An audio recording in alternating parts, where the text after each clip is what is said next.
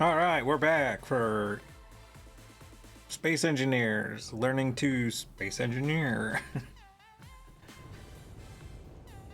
Oh, we're back, and I'm aboard the ship where we left off last time, in my little captain's office here. Move on there. Reviewing the video last week, the audio adjustments that I thought I had made failed miserably. The music seemed to be like louder and the game audio as well, so I've cranked it down even more this time. We'll see how that goes. Hopefully that will stick around. In fact, actually, I'm going to pause this, and I'm going to save this setting, and we'll go from there. All right, so the first order of business we have for today, other than making sure not to hit any asteroids. Got really close, but didn't pick up anything on them. Is we're adding a mod. Because that's what we do at the start of everyone. So first thing we're going to do is exit out of this. And the mod that I chose, because I have a plan for the next time, I don't want to add it this time because I want to kind of do something else first, kind of. So the mod that I'm going to add this time, and part of the reason I started in that scene is I wanted to kind of give a quick impression of what the sky looked like, because what I'm going to do is change the skybox. So edit settings, mods. And this is everybody's got their kind of favorite skybox, and where they'll run, try a few different other ones. This one has been my favorite for quite some time. In fact, it's pretty much a default skybox that I use when I'm playing games these days. I pretty much change everything over to this at some point or another. I like it because it's called the Realistic Skybox, and it's realistic, and dark is actually dark. and things look, to me, it adds more realism to the game. I like that, whereas the standard nighttime in the game is kind of not really dark. It doesn't look like it kicked in. Hold on a second. You might be in the sun. That's not how it's supposed to look at all. Hold on a second. Let's try this again.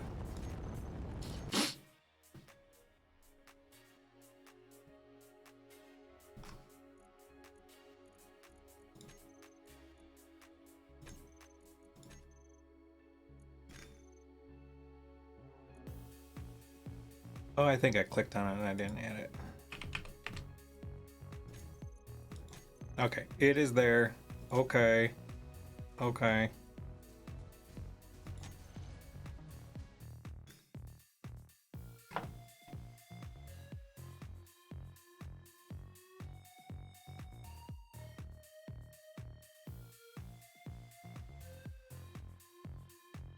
Load.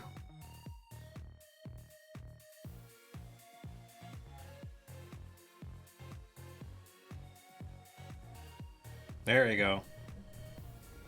Now you can see it's freaking dark out there. It's like nighttime.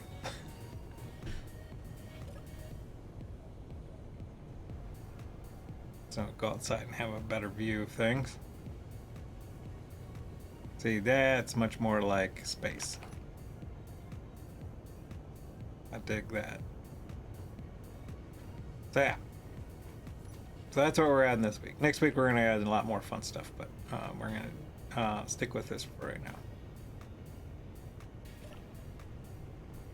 All right, so where we left off is that we've launched, we're in space, we're heading towards the moon in a kind of lackadaisical manner. What we want to do is actually check out some asteroids and hopefully come across some uranium.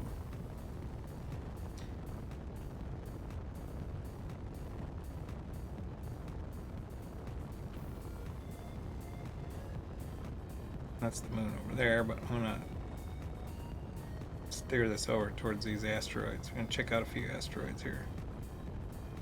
There's one right there. Let's get up on that.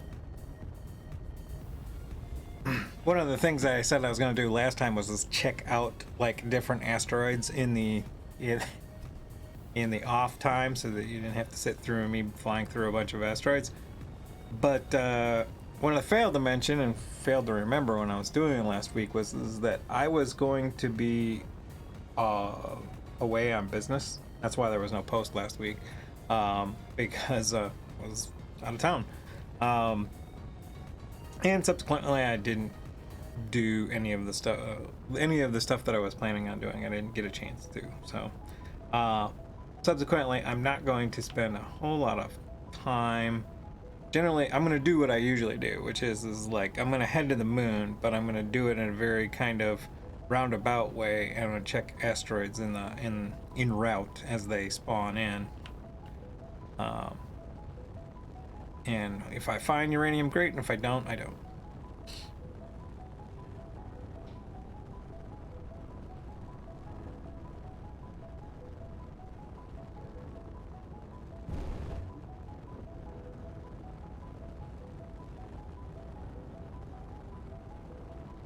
So, one of the things I do, and this is gold.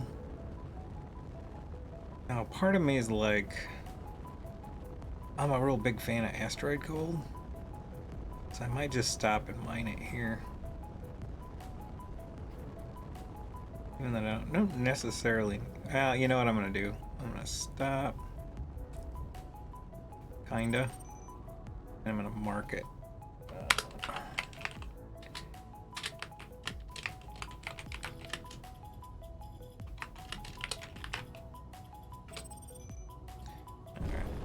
Now, I don't usually mark every asteroid because usually I'm just staying in like a flight pattern or something like that. Sometimes it's good, but what ends up happening is when I'm searching a bunch of asteroids, you end up with like a gazillion different GPS markers, you know, and multiple things. And, you know, everybody's got their own system. Mine was just basically like I mark a few, but generally I do it in a kind of like quadrant kind of way, so I don't like end up checking the same ones over and over. And I usually use the sun as a guide, and as you can tell with with this realistic skybox, the sun is much more intense.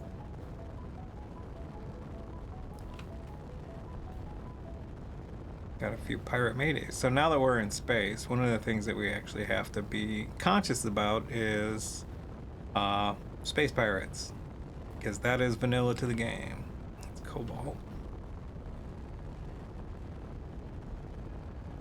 Now, it used to be a long time ago that you could count on there was always like 2 ores in an asteroid, and if you only saw one, that meant that there was probably one that was deeper in, or you were kind of missing it or something like that. I found lately, because I think at some point, even though there wasn't really much of an announcement about it, that they've changed that a little bit, so you can actually run into asteroids that don't have 2 and some that have 3, and the asteroid architecture has changed significantly from what it was.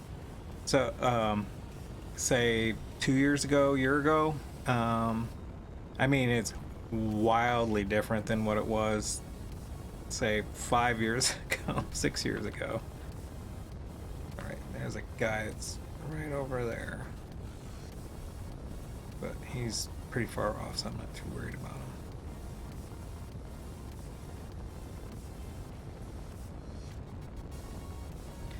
Yeah, I used to laugh because in the asteroids of like 5-6 years ago, they look like, a lot of them would look like donuts. They'd be very, I won't say very, but they were fairly low res to what we see now. It was kind of funny.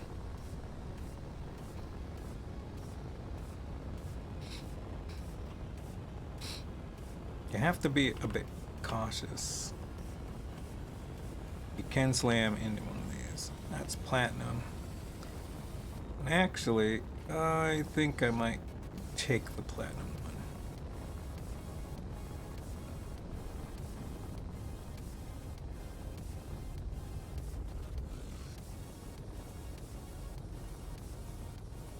Come on, brakes.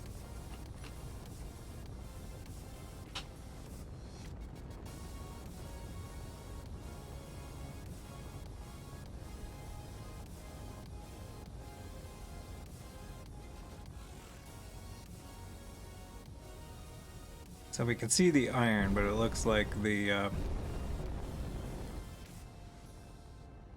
where'd it go? So I can see the iron deposit, but I can't see the platinum one, which means it's probably going to be fairly deep. It actually doesn't show up very well because it is usually pretty well... it matches very similar to the rock color of the asteroid. So I don't want to do is run into this thing. I just want to get close. That'll work. The pirate raider. Keep an eye on that guy. Let's check to make sure our guns are hot. On. Actually, one of the things I was going to do, I don't know if I have parts, but the plan was always is to, once I got disconnected, I was going to put in that other turret. I still have that one connector.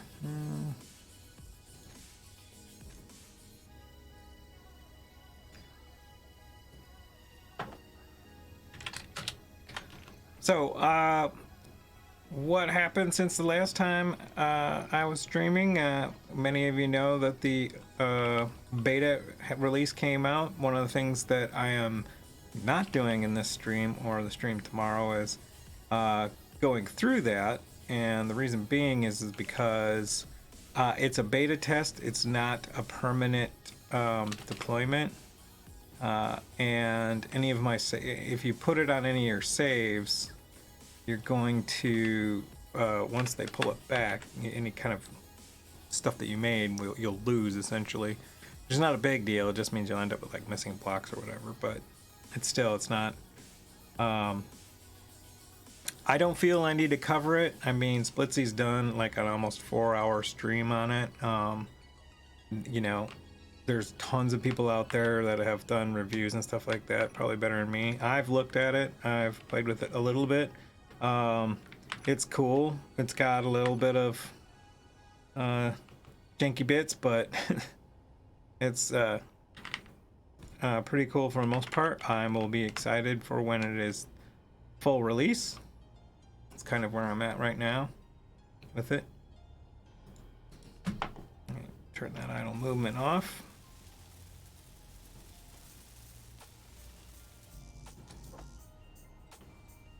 Convenient. Good news is it looks like it doesn't interfere with this port too much, so.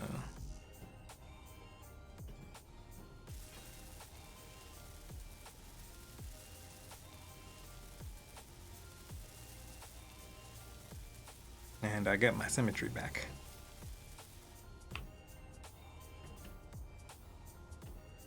Groovy.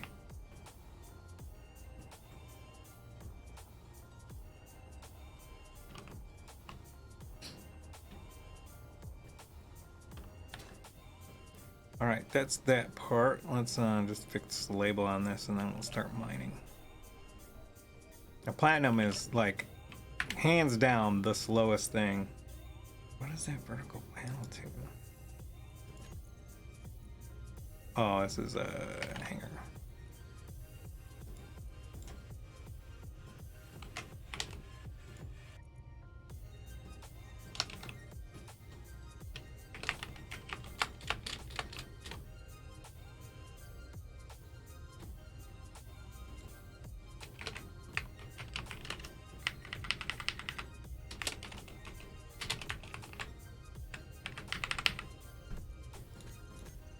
Okay, and turret. Let's do it this way.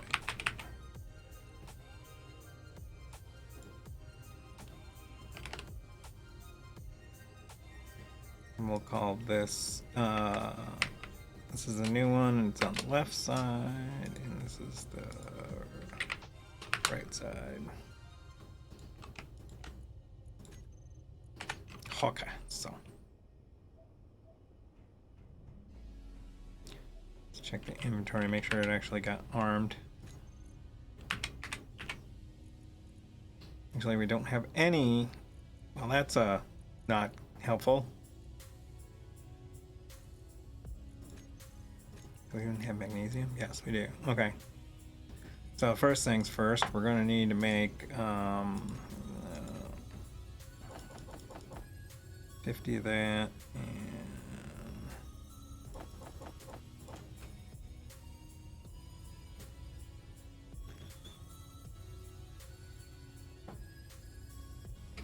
that'll take a while to build, but that's okay. Hopefully it's done before we get hit.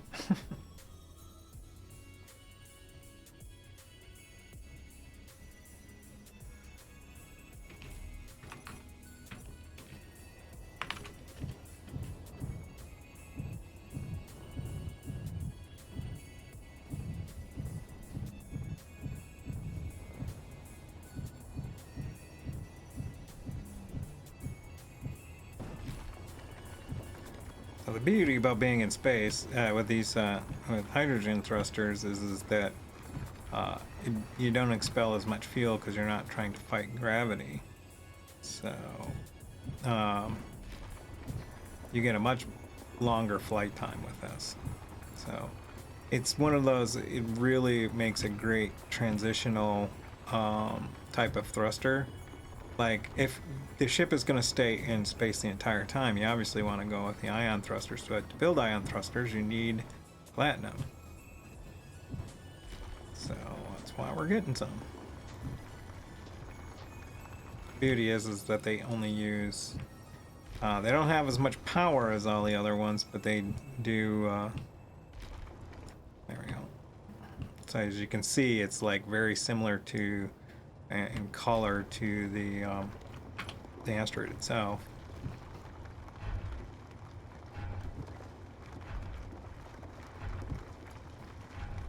It also refines really.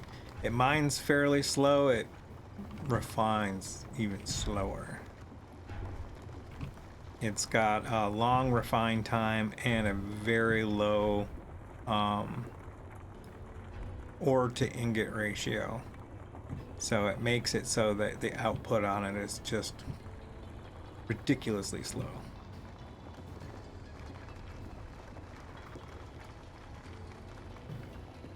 All of which is covered in a video that I have on YouTube. It explains the refineries.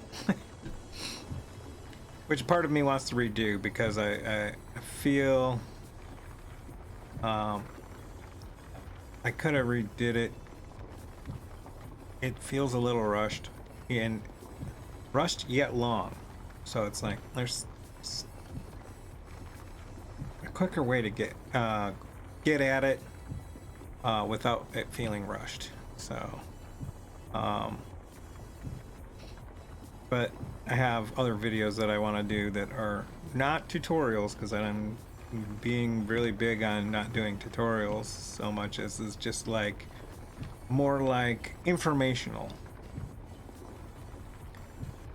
I think a part of it too is that I'm always concerned that I'm going to put something out like that and then they make a dramatic change, but they haven't touched refineries or the drills, which is the two things that the refineries I've already done one. The drills I've got everything ready. I just need to I need to refilm it, and then I need to edit it.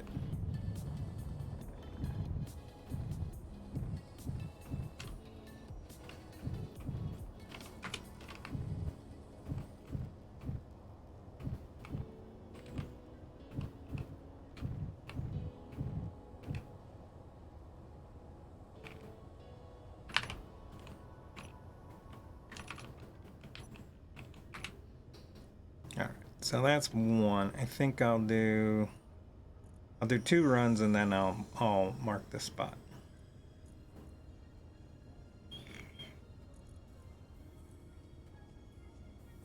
Let's put it there. So much like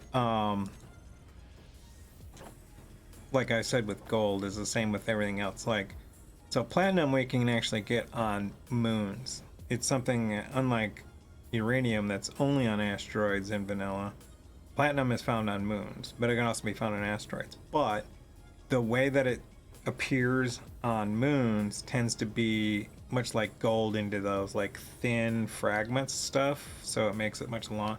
And it already being an item that takes a long time to mine just makes it like even more of a problem. So let's see, trying to get all of this in here. Check our refinery. Yep, our refinery's going. The beauty is we don't need, at least right now, a whole lot, because really the only thing that uses it is the ion thrusters, and it doesn't take a whole lot unless you're doing large grid. I just like to get a couple loads of it just because even though it doesn't take a whole lot to make like at least small grid thrusters, or if you make large grid thrusters, it does take a bit. And it's one of those things, because it takes so long to refine, I want to get a little bit more than what I might need, and I wanted to get it early so that it has time to just kind of sit in the refinery and process. The other thing we have to do is keep an eye on our batteries, because running the refinery the entire time can drain them out.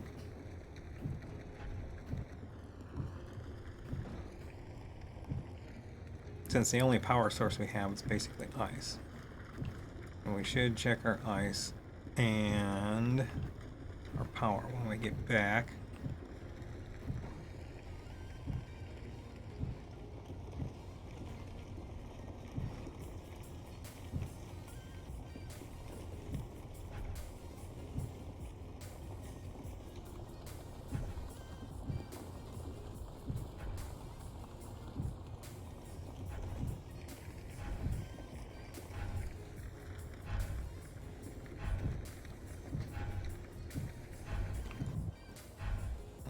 Yeah, we're hitting the other side of this deposit here, so.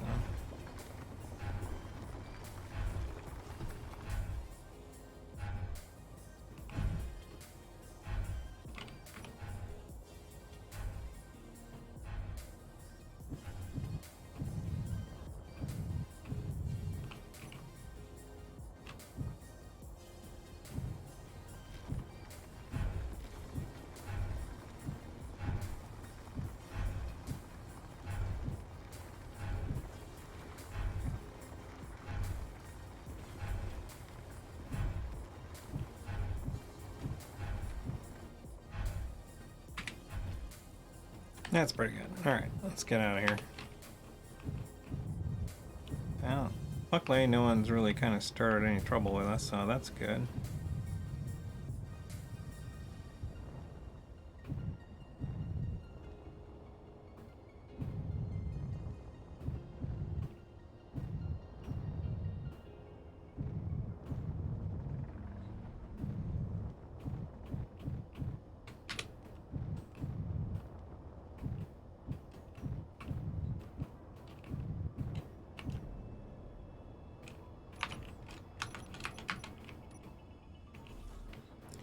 Alright. And we'll also GPS this.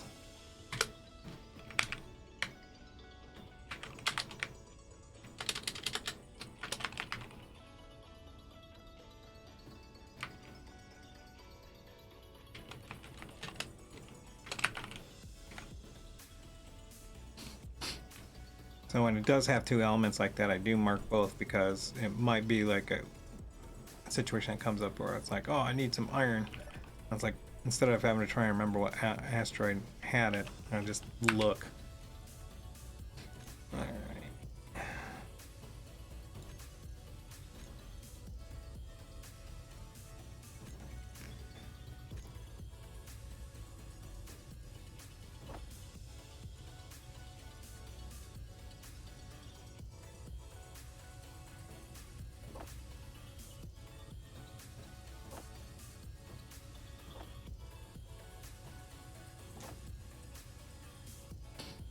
All right, so between that, let's see, 13, so about 80K.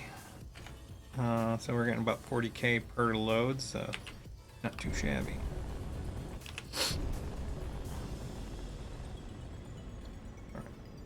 Probably start making our way towards that moon-like place.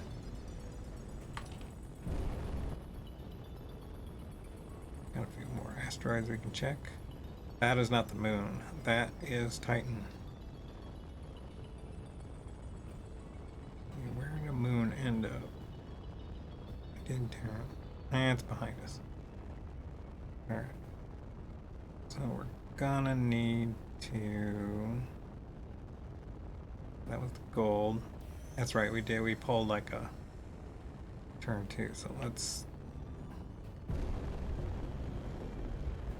do one of these maneuvers. We'll fly into this one over here.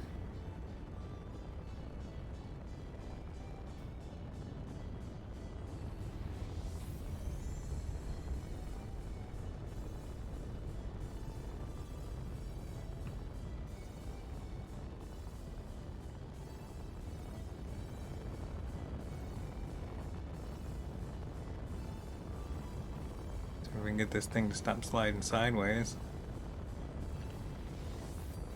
So there's ice and cobalt. I will probably mark this ice one. Hope I don't run into something.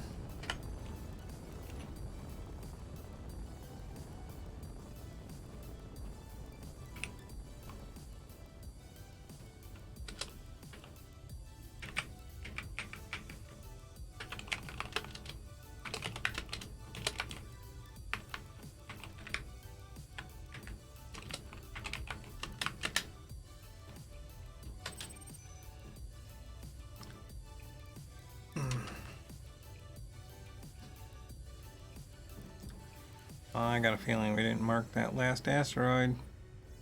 Bugger. Like I forgot to hit the enter key or something. So it is not. So the gold one's showing up. Ah, oh well. Not gonna worry about it. It's not worth heading back for. Let's calmly walk through here. Now, my theory is this is a cluster, and clusters tend to just have different, has the same ores, just scattered amongst different things. Because like I can see, like, ice and cobalt down on that one.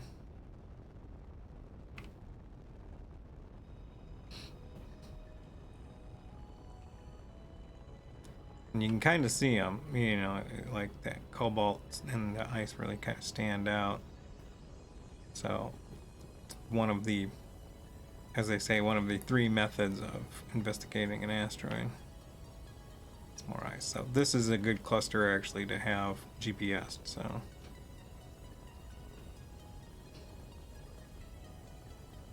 because you have multiple sources. Alright, where's that moon? Up there. So we're gonna crank it up a bit. Check out this one over here, which is en route to said moon.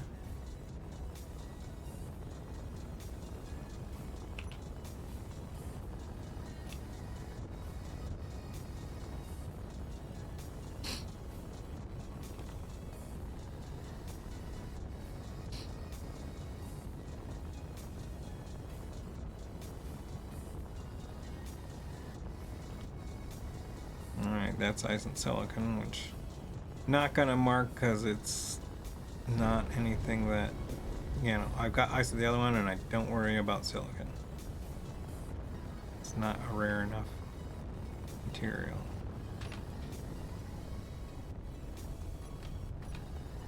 Try to keep my speed around 80 meters per second versus going full tilt all the time. One being is that I will have to stop periodically to, you know, when I see something that I want to check out. And two is that because of the size of the ship and the amount of thrusters I have forward, I don't stop on a dime, and the faster I'm going, the longer it takes to stop. I could throw more thrusters forward, but you know, there it is. Whew, what do you talk about? Can ya believe the luck? Can ya?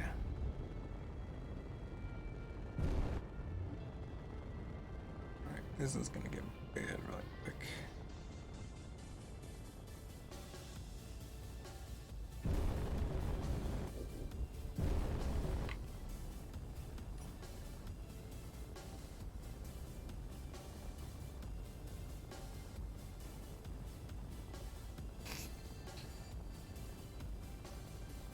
You gotta like it when you don't have to spend, like, I've checked like 4 asteroids and got it, whereas I've had days where I've had to check like 30, 40 and just was not getting anywhere.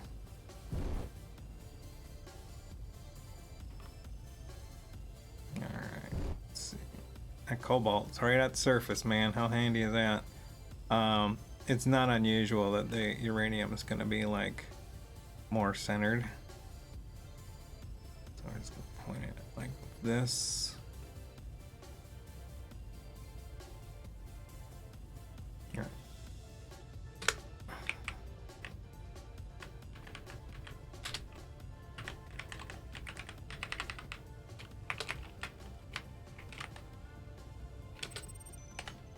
Ah. Alrighty. And what we'll do is like once we get it mined, we'll do probably 3 runs on this, just because it's, you know, uranium and it's fuel. We'll do 3 runs on this, and we will move the platinum to refine behind the uranium so that it goes first.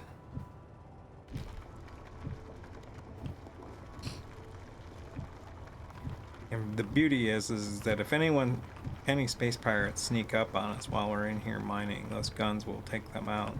That's why I always want to make sure that I have my escort ship, my explorer slash carrier ship, fully armed before I take off. There's nothing worse than being in a hole mining and your escort ship is being blown up behind you.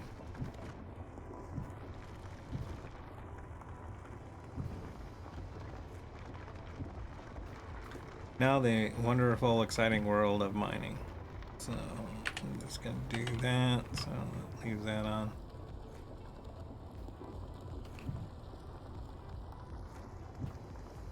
Not really a tricky need for left click mining, because you can just set a button on your hotbar to just keep the drills on. So you don't have to do that trick. That trick is where you go where you're running the drills, and then you go in the menu, and then you come back out, and the drills stay on. It's really for right-click drilling.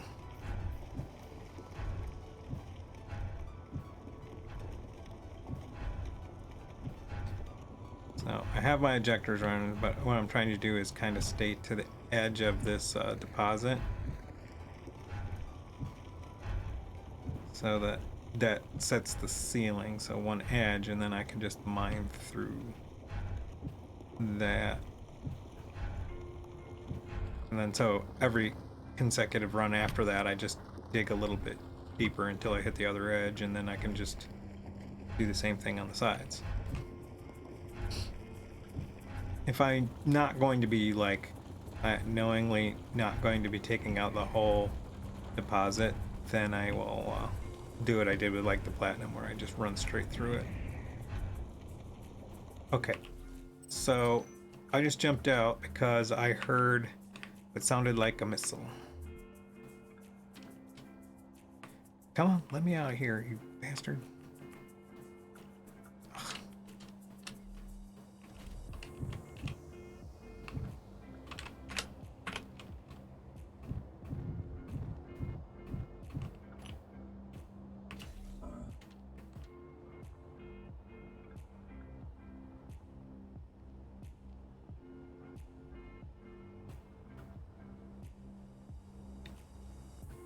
guns are over here.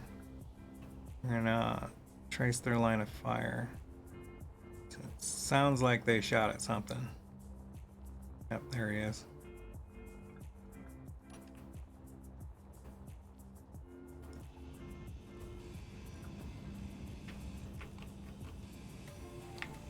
Luckily, we made all that ammo.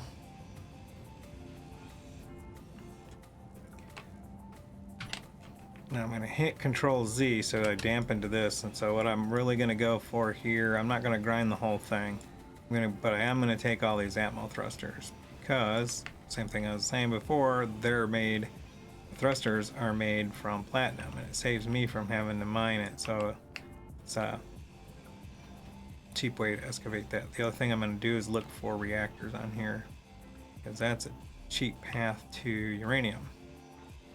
And of course, I'm going to cut down the weapons. Inventory full. Don't need that. Don't need that. Don't need that. The hell?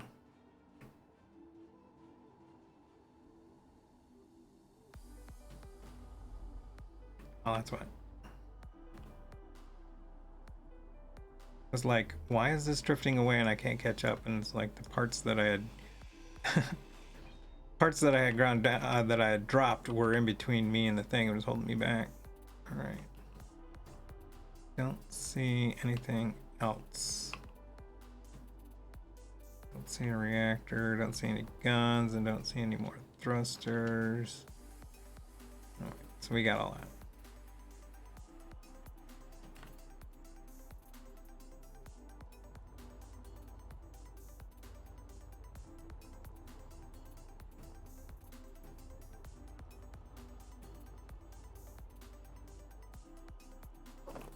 Inventory full.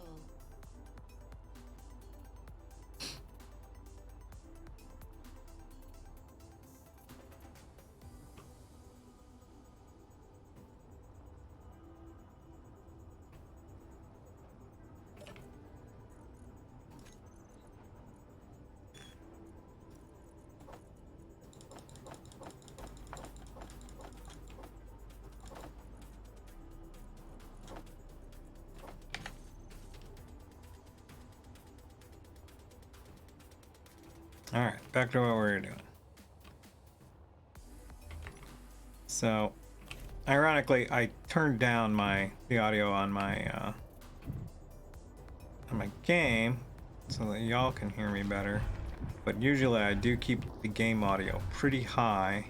So, particularly in these situations, similar to what that just happened. So, something came in, and the ship shot at it, and luckily it didn't get hit in such a manner where it was flying away at like 100 meters per second, so that I was able to actually grab some of that, tasty material off there. I'm sure it probably took out the reactors if there were any, so that was unfortunate.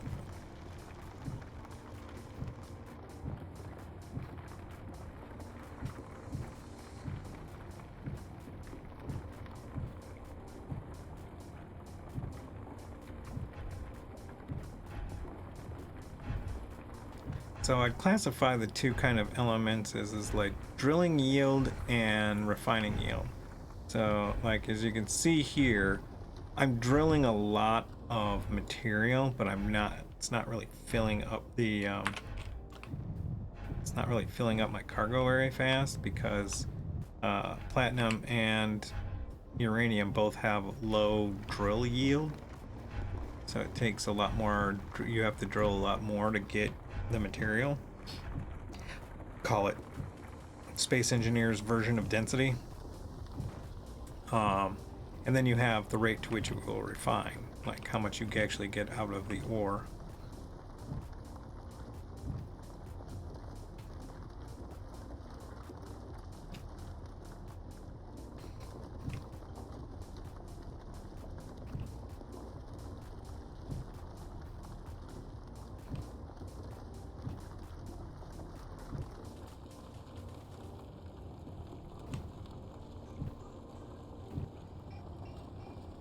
So it's one of those things where, like I said, I've got a spreadsheet of this stuff just because sometimes I actually want to know the math. More for the point of, let's say I want to make a ship that's going to have 22 thrusters, ion thrusters, small grid. And I know how many thruster components that's going to take.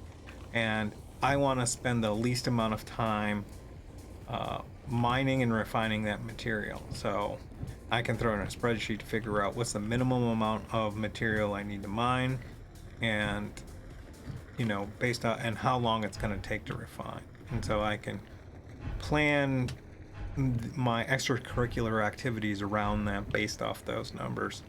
So handy in that regard. It's not one of those things I want to turn it into kind of like with Eve or something like that. I mean, it happens with every game.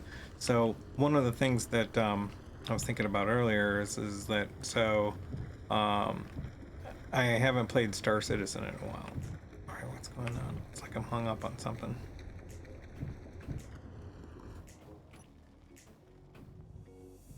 On the sides. So kind of save me. Yeah, I'm gonna. We're in space and there's no such thing as gravity, and no such thing as up and down, so we're just gonna turn sideways. We're not in space and mine this way.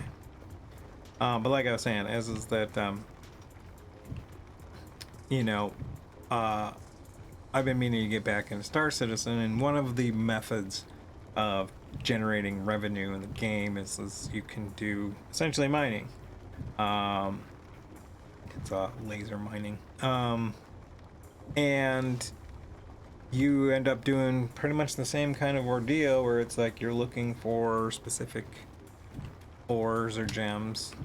In that case, you're going out, you're trying to find them, and try to, so you're trying to figure out how much time it takes you to get the stuff.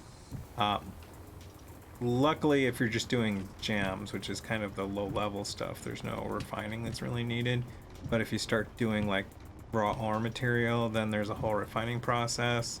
There's different refining processes, so they make it a very involved thing. And you don't have so much of that with Elite Dangerous. It doesn't have a I think it did have a mining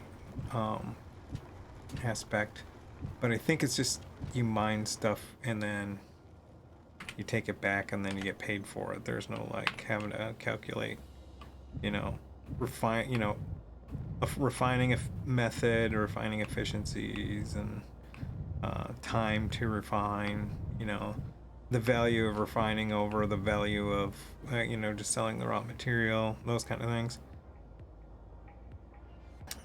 Star Citizen is a very much a like I don't know, the question on realism or immersion versus grind does get a little bit like I won't say a debatable topic, but there's a fine line. Like, is this adding immersion to the game, or is this just making it so like to do things you gotta grind it out? And it can go either way. Alright, that's trip 1.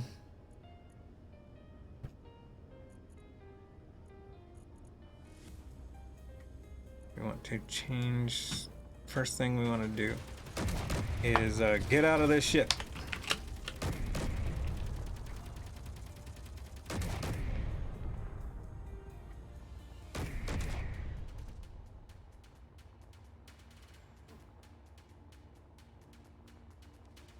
See how fast it's going away.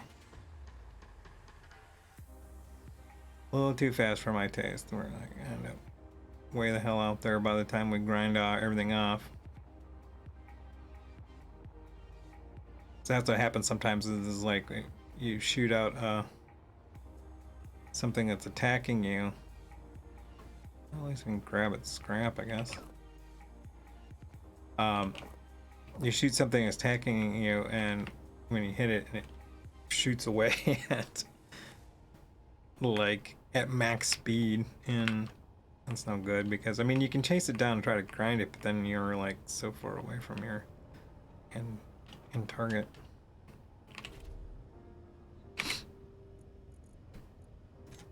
But the thing that I do, which is my personal preference, is that when you're being attacked by something like that, get out of your small grid ship, because essentially whatever is targeting your ship is going to prioritize you, and it's going to take out you and your little ship way quicker than it is going to do anything to the small little way quicker than anything else. So it's better to get out and have it essentially chase you than it is to have it continue to beat on your little small grid ship.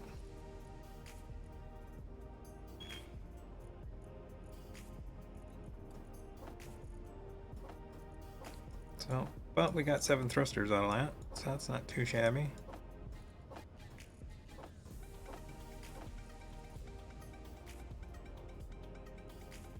And we're starting to get some uranium. And that's fuel, baby. That's power. Actually, why did I jump out of there?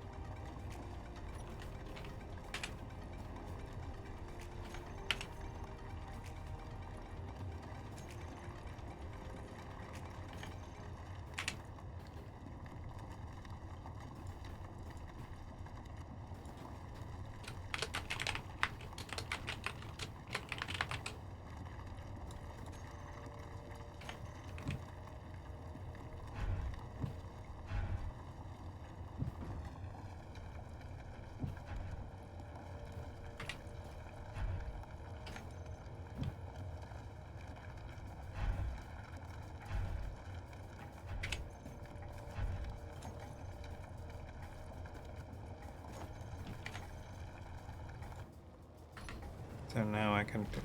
So a lot of reasons why people don't use the on-off here, and this is something I don't understand why they haven't done anything about in the game. So notice how much everything is shaking when I run it like this. I'm gonna turn this off, and then I'm gonna do it with just left clicking. Same level of drilling, but no shake. And that is why a lot of us do that whole open up a menu, and then you can, I'm hands off of the mouse and keyboard. And it's just like, they should be the same. But I also feel like you should be able to set up on your hotbar to, set the right click drilling as well. It's just me.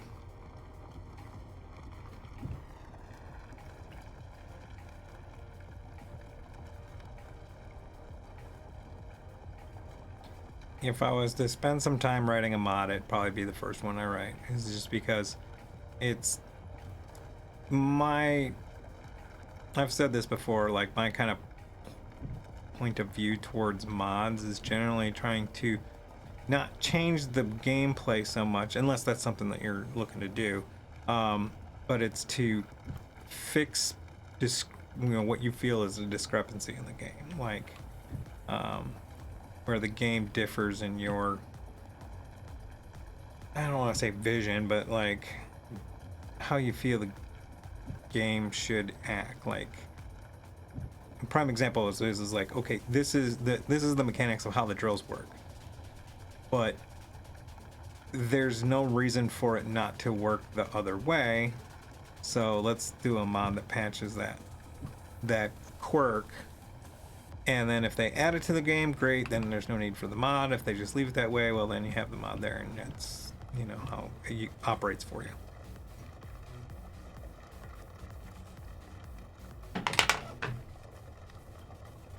Dropping stuff.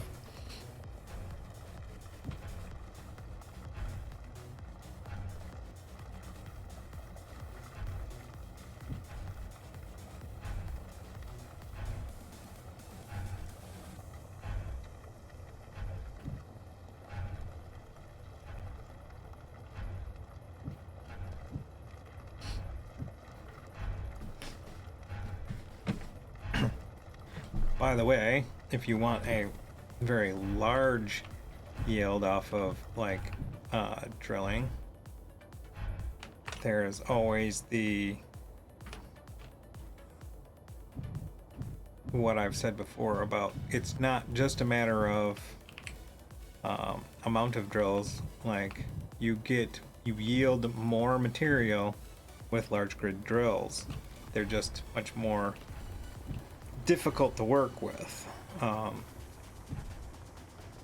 and more expensive to build, but the yield is, you know, because your drilling yield is 2/3 the amount of what you would get with a large grid drill with the small ones. So that would be like, what is that? 133%. That's not right. 33% more. I think that's how that works out. Yeah, 33% more with large yield with large grid drills. Then you add on the fact that if you're using large grid drills, you're going to need a lot of them if you're going to do something that can do full bore mining.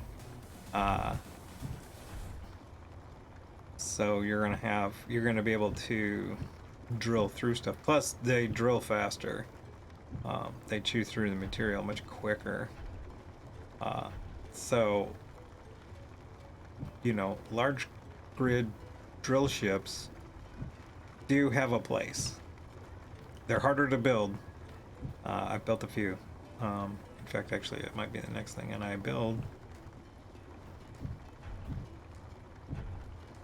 We'll get 3 loads out of here, but there should be, theoretically, some left in this deposit.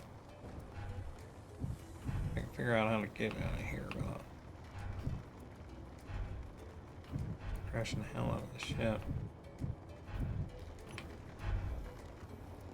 Well, that's cool. I've flipped myself completely over.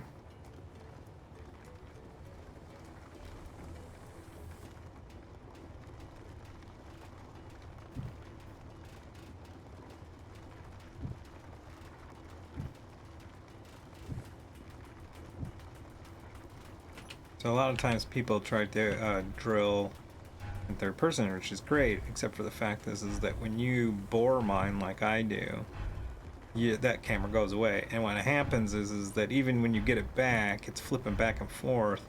It's really like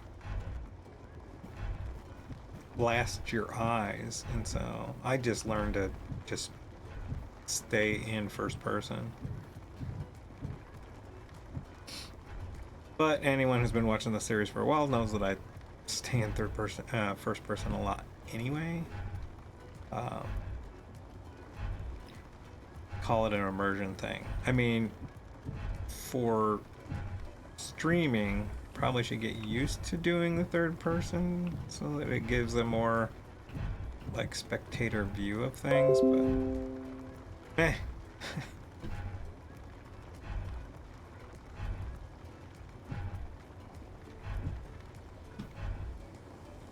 This discussion I was having last week or a little bit before was about like it was last week, and just talking about the new Harry Potter game, and one of the reasons why it looks really cool, but there's one drawback I had with it, and it's I don't have it yet.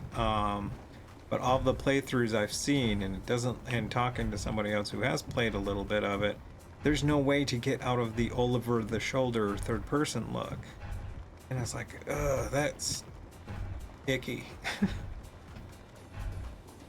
I don't like that view, particularly when I'm playing something that's very RPG-esque. Or that is RPG slash FS, FPS. When you're switching between role playing and first person shooter kind of a thing. That over the shoulder thing doesn't, I have a hard time with first person shooters anyways, and then I'm trying to um, aim at a target that's not directly in front of me. That makes life rather difficult for, other people can do it awesomely. I'm not one of them people. It's one of those things like know your limitations kind of a deal. So it's like, I am not that guy.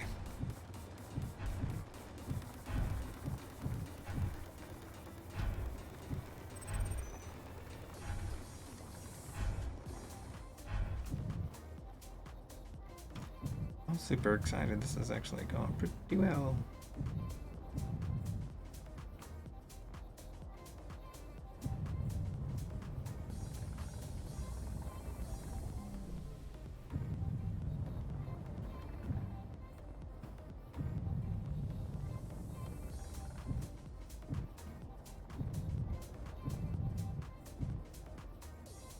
So luckily the sun is like right above us and we can see the parts really well, but that's why I was talking last stream about how like having these lights next to the connectors to the landing area is very, very handy.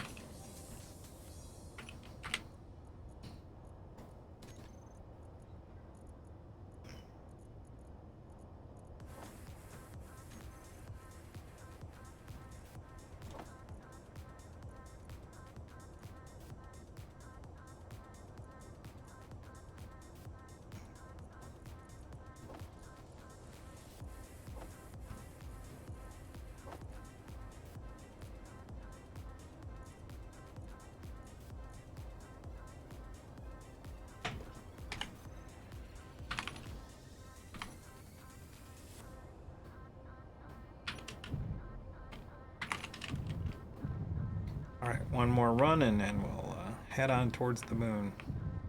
Yay. And what we may end up doing is turning the moon into a refining station.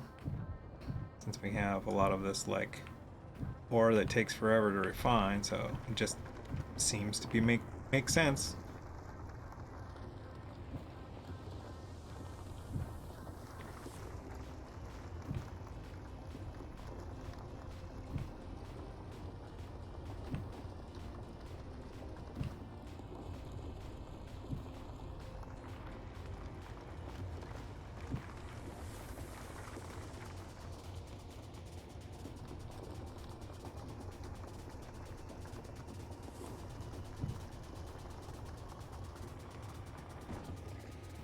So that's how I see like how when I say in certain things how the game in a sense can sometimes dictate the timeline or the events. So it was like I knew I was going to the moon, but it was just more of like because that's the first closest planet and kind of wanted to show it as it's generally the first place you go after you leave Earth is you go to the moon.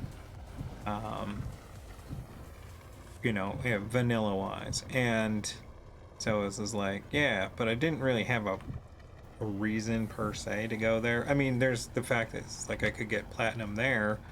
And I think gold appears there too, but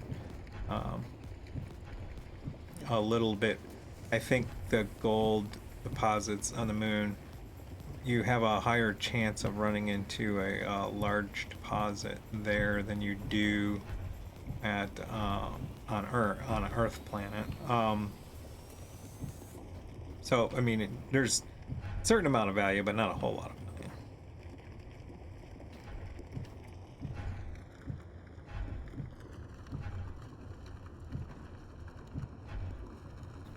In fact, depending on what kind of like scenario I am trying to play out, like I'll skip the moon. It's like I don't need There's nothing I really need there that I can't get somewhere else, you know.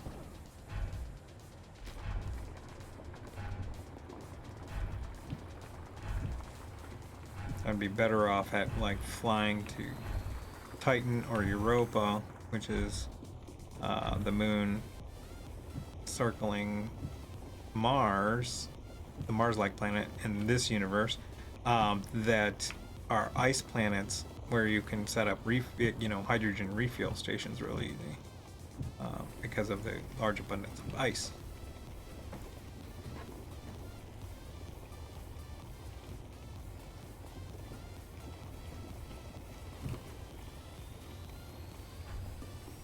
Which is probably after the moon is probably the next places that we're gonna go. It's a coin flip of Titan versus Europa. Probably Europa, just because the fact is like I'm playing Frostbite on, you know, my Monday stream, so y'all already kind of get a feel what's going on there.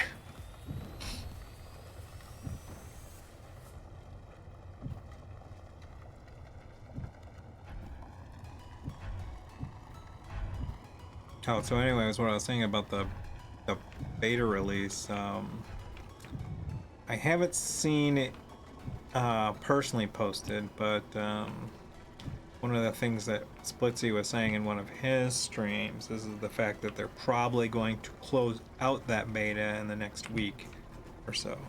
So, you know, I didn't want to take one of my stream saves and do a lot of changes on that. And I didn't want to do a separate one of doing as like, hey, let's play with the beta, because there are so many other people who have done it, and it's just like, you can just go there. I'm not going to bring anything new to the table. Yep, these are how these things work, just like that guy said. Here's the bugs that kind of exist with them, just like that guy said.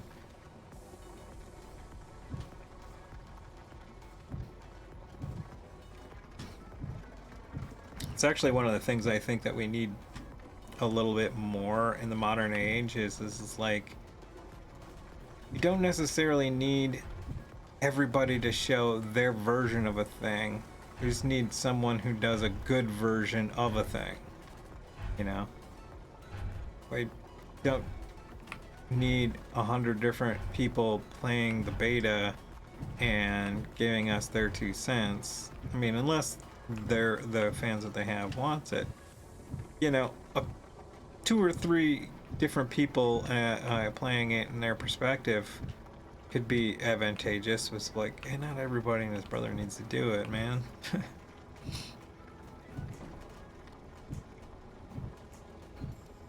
I leave it to the guys that are really good at doing tutorials, man.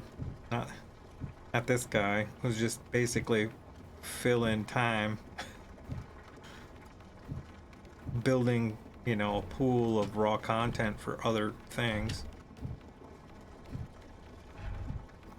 that he never gets to anyway, so what's the point? No, I do. I'm actually, one of the things I'm thinking about doing, I haven't really there's a couple things I'm thinking about, and then I generally don't ask for people's comments, you know. I'd rather just like enjoy the video. If you know, enjoy your time here. If you want to chat great.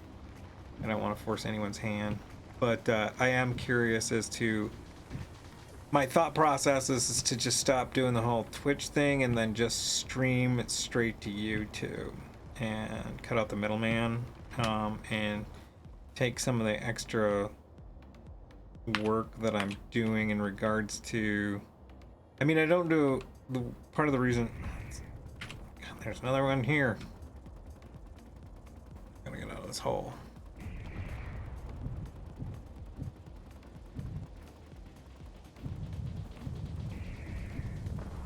Alright, I'm gonna park this ship here so it doesn't get shot. I'm gonna figure out where this dude is. Well, that ship's probably taking him out because I saw I heard the artillery firing. And I'm not seeing a marker anywhere. guns pointed. Seem to be coming from over there. I got a feeling that there's probably like a base or something like that's over there. Like a secret pirate base. Where are they? They're pointing. Yeah, up over somewhere. Alright.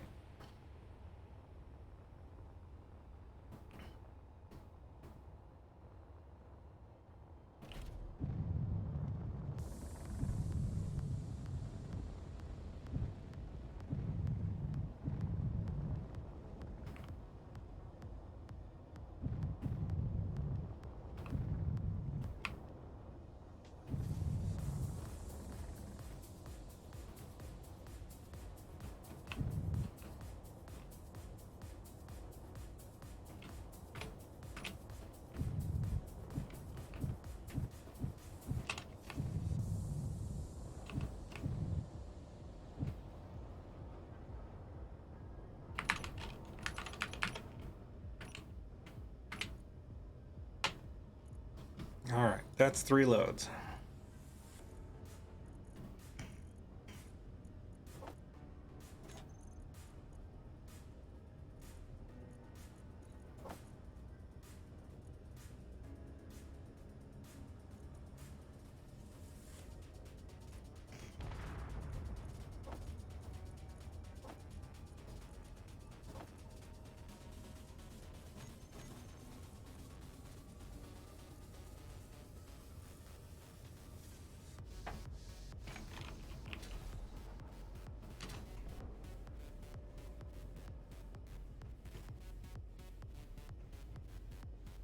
Might be coming from that pirate raider.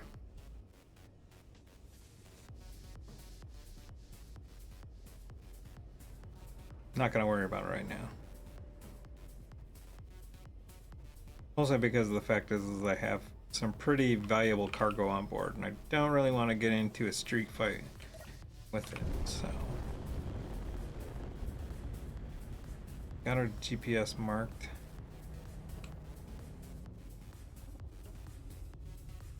Okay, where are we going?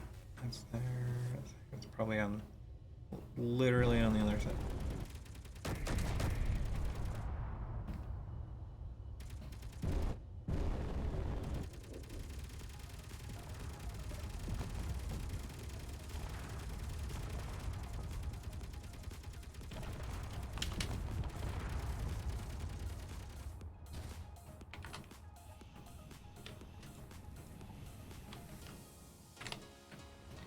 So, for those who don't know, to change your inertial dampeners to something, it's Control Z while you're pointing at it.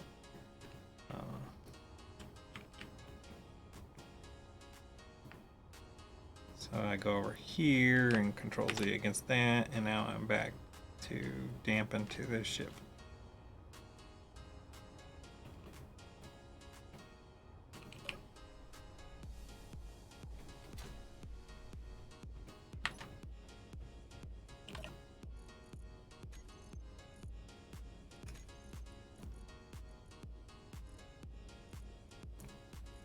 And you kind of get a feel of like why I put what I put where.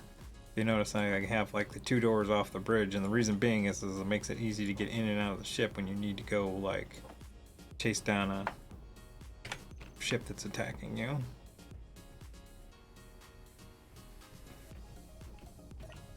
And why I had the cargo access on the bridge, so I don't have to like walk through half the ship to go drop off the crap that I've just grind off a ship, so.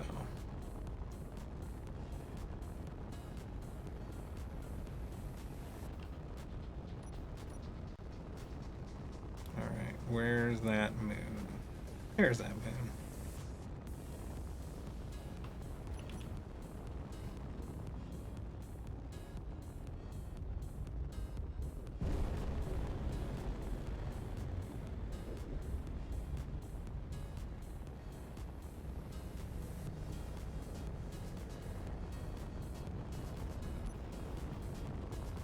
We'll head right for those asteroids. Well, basically, we're gonna, now that we have uranium, we're just gonna beeline.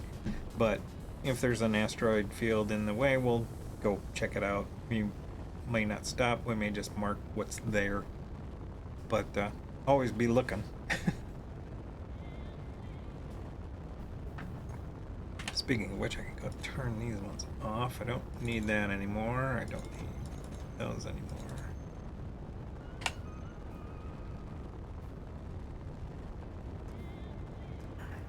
Actually, do you want the earth one? The reason being is because the rough distance between, since we don't have any kind of, we've never been to the moon before, we don't have a marker, we don't know how far the distance is.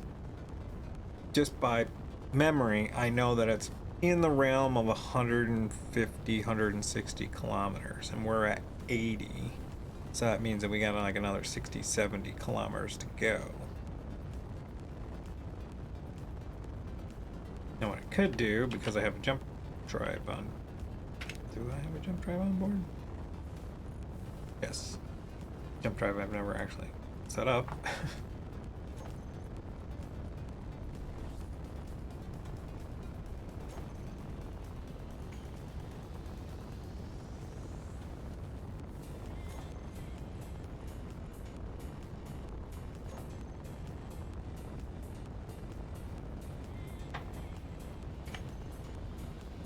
Okay.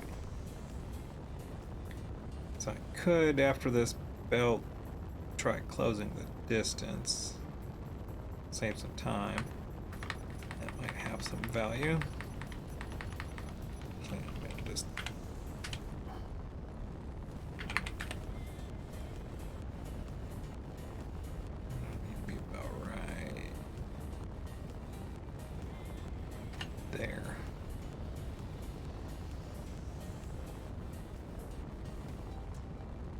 Find a nice clean hole. So one of the things I always keep in mind, I think I said it before, when it comes to flying around asteroids, is you want to be very conscious, because one of the things they did when they redesigned the asteroids, they added a lot of like miscellaneous debris around the edges. So there will be really small pieces of asteroid that if you get too close, you're gonna run into. That's ice. So you kind of want to be aware and kind of keep an eye out for loose stuff. Looks like it's just ice there. Alright. Speaking of ice, how are we doing? 244k, not too shabby.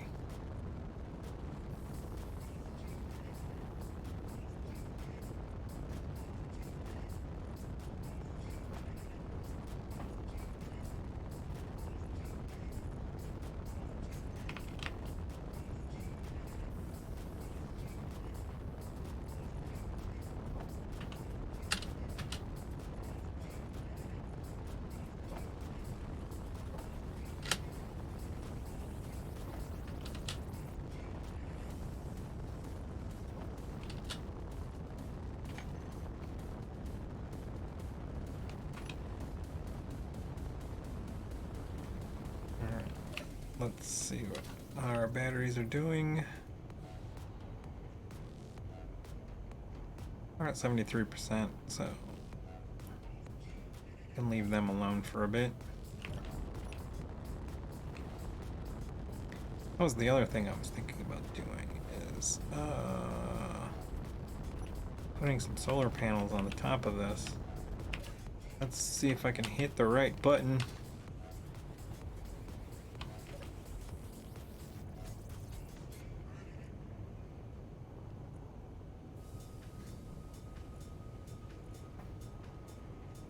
Plan on 2, which means we need...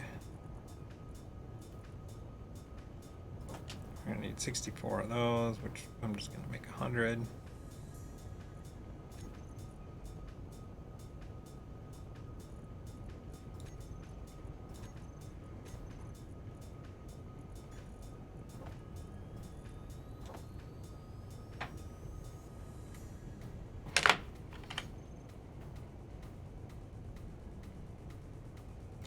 So one of the things that I've always loved about this game is the fact is that unlike so you can do this in Star Citizen. Something you can't do in Elite Dangerous is, well, you can't walk around your own ship in Elite Dangerous, which is really, I think, you know, that so there's been a discussion, and this came up with the Osiris, with everything that went on with Osiris, which is that which I do want to actually do a separate playthrough the scenario again, because I really enjoyed the game, and it's unfortunate that the developers kind of had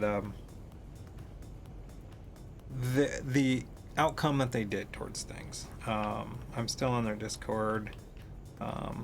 They're kind of decided to stop further development to move on to other things, and they're just considering it code complete for the game other than bug fixes, which is unfortunate, because of the fact is I feel it was a really solid platform and it had legs, but they may have just gotten tired of dealing with the game as a whole. It sounded more like they got tired of dealing with certain players or something like that, way that their comments worked out. But really good platform, and it was really getting into, and I understand it's as like developers get a bit frustrated with this expectation of is like every space game has to be like this everything immersive game. So, you know, it's almost like they're being compared against what Star Citizen's trying to doing, because Elite Dangerous it started out as just a space flight simulator game. Then they added the ground combat aspect. Then they added like your ability that when you're parked at a station, you can get out and you can walk around the station. So it's getting very much closer and closer to what, you know, offerings you have with Star Citizen. On top of it, you can do, you're noticing now that I'm with flying out in space and coming across the different escorts and stuff like that, we're meeting new factions. So factions, you're seeing these start to fill out. We'll get into that later. But anyways, so what's happening is that the, you know, Elite Dangerous is expanding its gameplay, you know, and it's just cool. I don't know about this whole like, you know, where, you know, it's develop the game. You know, I like Elite Dangerous's approach versus Star Citizen's approach, but I like what Star Citizen has to offer and its potential. And, you know, there's advantages either way and stuff like that. Personally, my thing is that Elite Dangerous offered a solid working platform first, and then is expanding on it, and I like that better.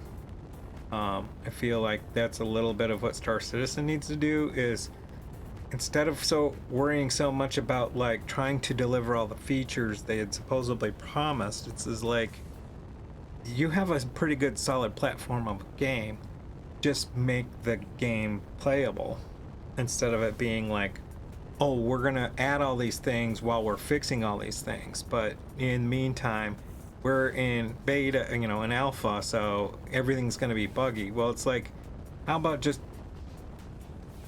get to the point where you make a good solid playing game, then worry about, okay, now we'll add on, you know, these, you know, then treat the rest of the features as a roadmap. And it's just something that I'm kind of talking about with my friends about, like the whole aspect of like having a long-term roadmap but delivering periodic value.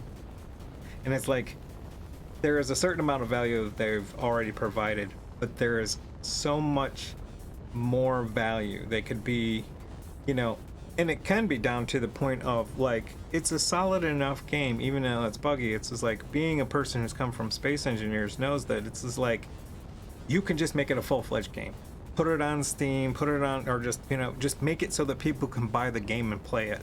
Get off this Kickstarter thing, because it's just, they're taking a lot of bad flack for it. Getting back to my original point, one of the problems that Osiris was dealing with was the fact that this is like this pressure that seems to kind of is coming out of that every space game has to be this fully immersive, do everything, you know, do everything, be everything kind of space game. you know, have cooperative. You have the kind of FBI, you know, first person shooter aspect. You have this role playing aspect. You have this sandbox kind of Minecraft aspect, you know, and they had a lot of things, and I liked the mechanics, the way they did it. It's like you could build your own base and you can set up the different things, and you kind of had to as to kind of like to move forward. But it, you know, everything like it kind of came out, everything like the tooling was actually pretty cool. It wasn't as granular as Space Engineers. It was like a happy medium. Like you couldn't do any of this stuff with, or at least yet, with Star Citizen or Elite Dangerous, and you can do it with Osiris. You know, not to the extent that you can do it with Space Engineers, but it's a give and take. Space Engineers, you don't get the kind of quality of the, you know, because at the end of the day, Space Engineers, they're always adding new, very detailed blocks, and there's a lot of mods that adds even more blocks, but at the end of the day, you don't get like, there's that space, you know, exotic, advanced technology look as much. I mean, let's be honest, like, this isn't my best ship design, but I mean, it's still kind of blocky, and a lot of Space Engineer ships come up kind of blocky, where it's like you can't do any more that sweeping, smooth line, kind of rounded edges, you know, articulate kind of things in Space Engineers where you can, and you know, and you don't get to design ships. You have to basically just buy them in Elite Dangerous and Star Citizen. So, you know, where you lose the sandbox capability there, you gain it in Space Engineers, but it's still kind of blocky, and Osiris fit that very middle ground. And it's filled out a little bit too, you know, and then you talk about like stationeers, and that's really cool, and it has that same kind of like thing, and it's the same paradigm. It's that do everything, you know, minus the combat. It's more of a survival type of thing, but the only downside with that is that all the stuff's really cool and very modular, builds, you know, in a certain way, but it does come out kind of cartoony, you know. And then you have Kerbal, and you know, recently released Kerbal 2, that is very similar to Osiris in the sense that you're dealing with large component blocks that are shaped and stuff like that. You know, it's that happy medium between Space Engineers and, you know, just having static ships and stuff like that.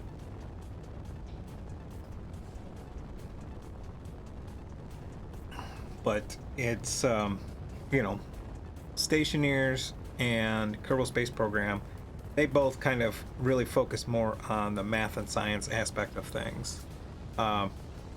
Stationeers more of like the technical figuring out things, and more of like kind of the engineering aspect of stuff. Kerbal's more about the kind of space exploration technologies, physics, forces, that kind of jam, you know. And then you have some of the other outliers. You have the one that I've demoed, I haven't spent a whole lot of time in, which is Dual Universe, which is really cool. It's again one of those kind of happy mediums. I have a couple issues, and it's my personal issues. It's not like that the game has problems. It's personal preference problems. Is that I think the graphics quality is still got a ways to go. I don't like the fact that it's public server only. Like, you have to play it.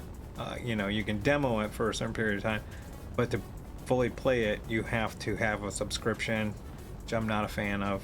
You know, and it's got to be online. I want to just buy the game and play it. You know.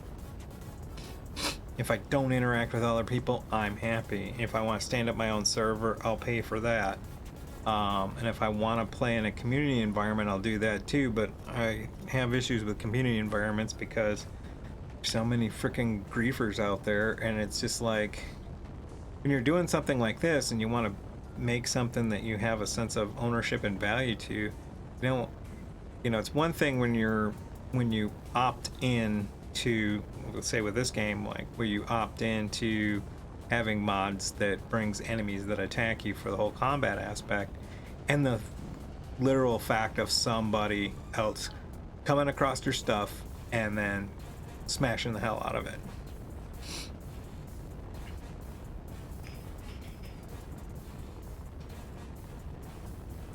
Then, like I said, that style of gameplay is a personal preference thing.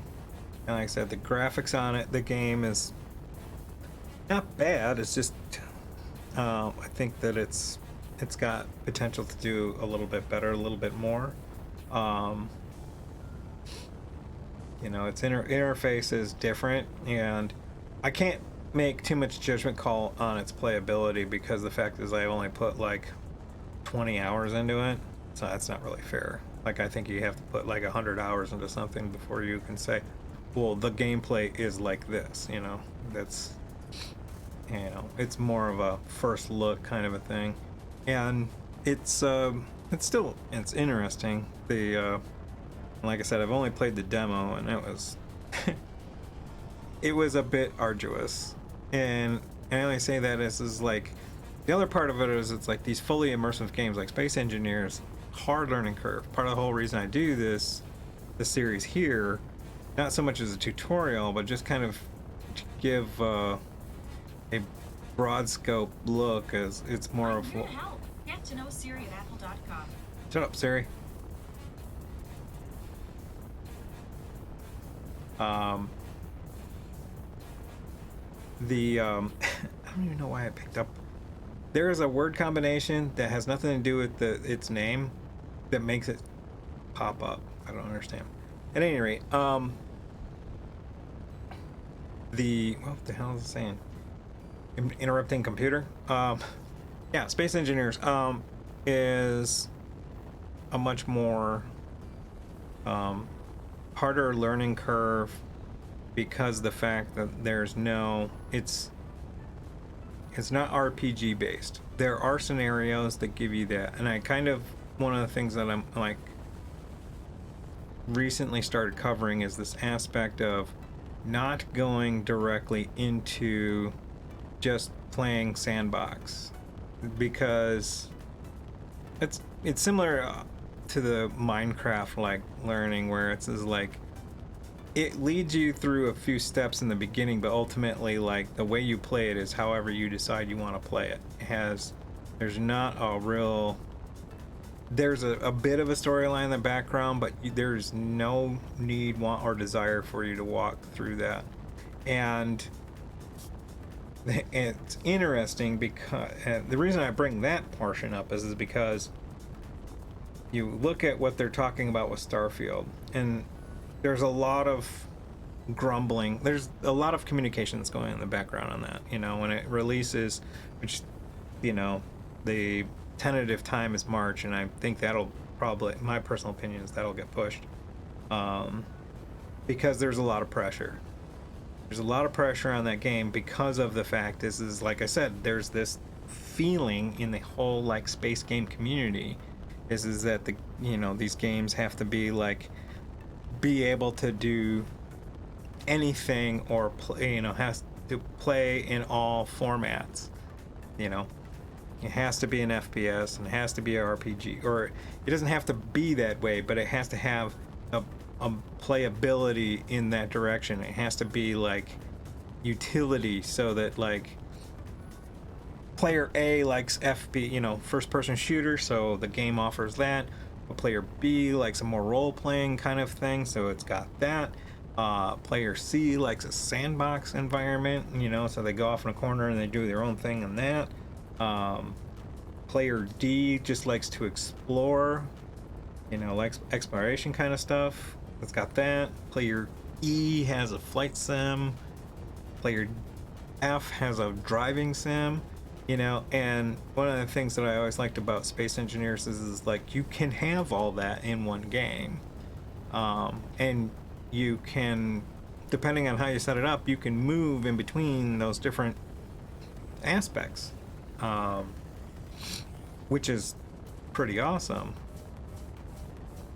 I think from an FPS standpoint, it still would have a lot of work, and I feel like that's something that they're kind of where their work is at, particularly with all the AI work, is this idea of having NPS players, NPC, excuse me, not NPS, NPC players versus just dealing with drone ships all the time, which gives it a little bit more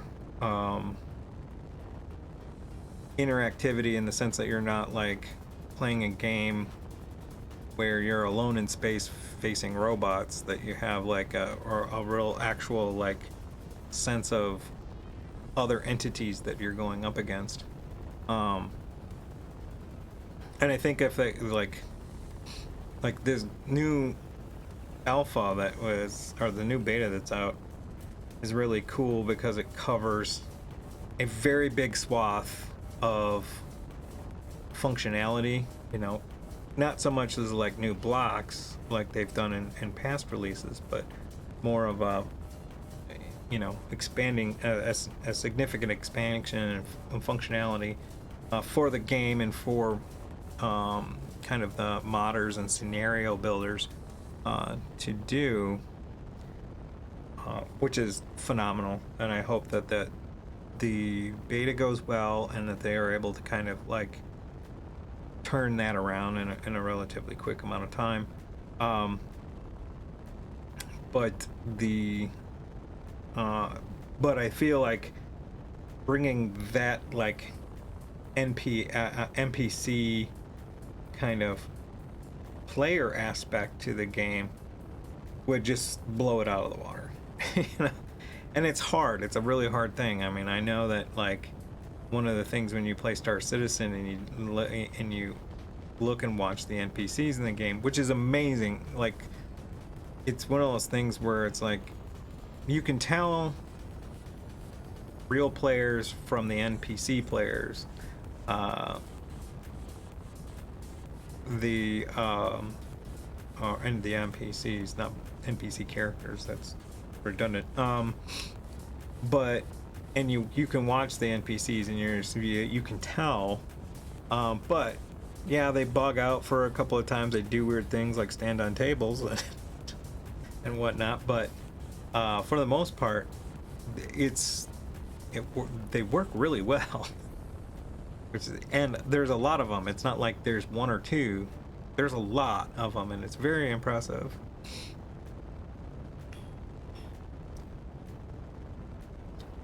So, you know, I don't foresee them, Space Engineers, bringing NPCs in a large scale. I think I know that there's at least one mod out there for NPCs, which I think is phenomenal. I haven't played with it. It's one of those, you know, it's on the plate. It's on the list of things to add, but and test out. But I could see that as, and there's other things too, like they have the water mod developer that works at Keen now. I don't know if he's always worked there or if he just got hired in or something like that, but he works there. And I've heard viewpoints either way in regards to the handling of water. It's just the fact that it is possible and it can be done. I mean, with certain caveats, but the fact that it even exists and is there is pretty freaking amazing when you compare it to any other game out there and its aspect of and like look at Subnautica. It takes place in water, and there's some physics aspects that happen with the water mod that's still not quite achievable with what they've done in the water mod in this game. So it's kind of impressive.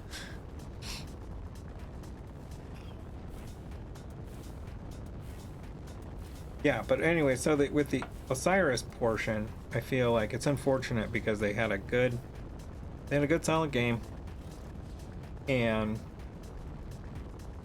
they could have just kept it. Like, I don't know where they were. The scenario was broken. It's one of the reasons why I haven't like really done too much with it yet, is because it was broke. You get to a certain point and literally there is a major bug that makes it so you just can't go any farther. Like, that's it. Like, there's a order of precedence thing that they had that was wrong, and it made it so that it wouldn't work. Trying to see if that's an asteroid or a ship that's over there. Started out. This is the other thing. I really need to. There's a mod to do that, to clean up the windows. I think that's an asteroid.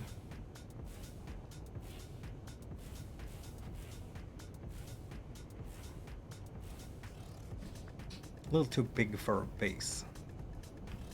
At least the one that's generated. Yeah, it's an asteroid. Very weird looking asteroid though.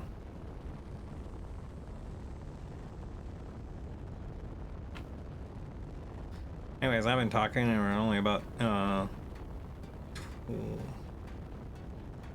between 10 and 30 kilometers away from the moon, so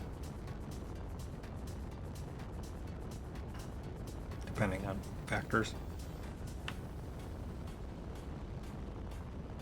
Yeah, because our base might be on the other side of the planet, so, which I think it was, so it might be a little bit farther than the 158K.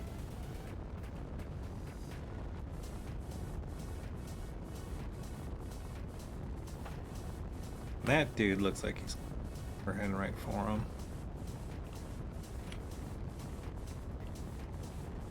Anyway, so Starfield, because, you know, we haven't talked about every single space game that's, you know, out there, and there's a whole bunch of others. Starfield, there's a lot of, I've seen a lot of stuff. There's a lot of ways where it could go really, really cool and awesome, and there's ways where it could go the way of Bethesda.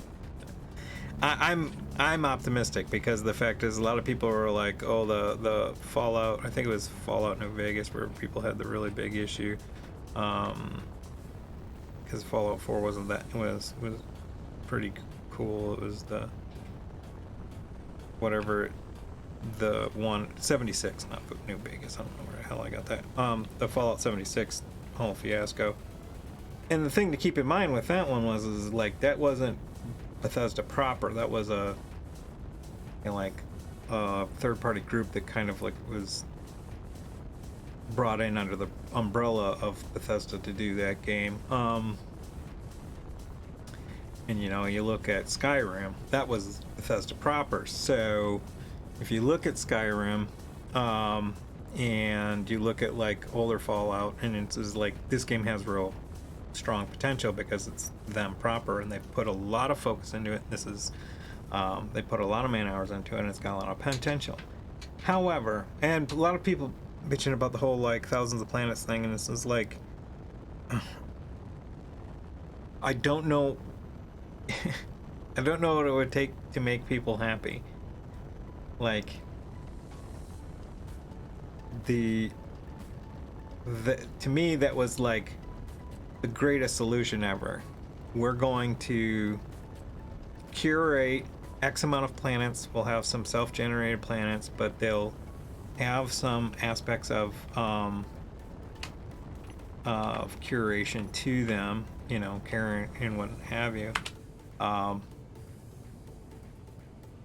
see if this guy's coming at me or he's not even paying attention to me. It's headed in my direction, but I don't think he's coming at me.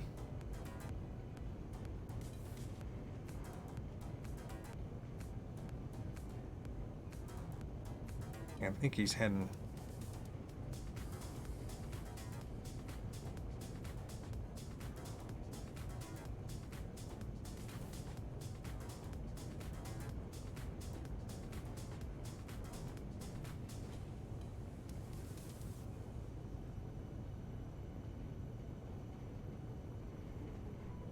Yeah, like I think he's gonna be heading. Yeah, he's gonna be heading away here in a second. Yeah, right about there. That's about as close as he's gonna get. Yep, he's heading back out.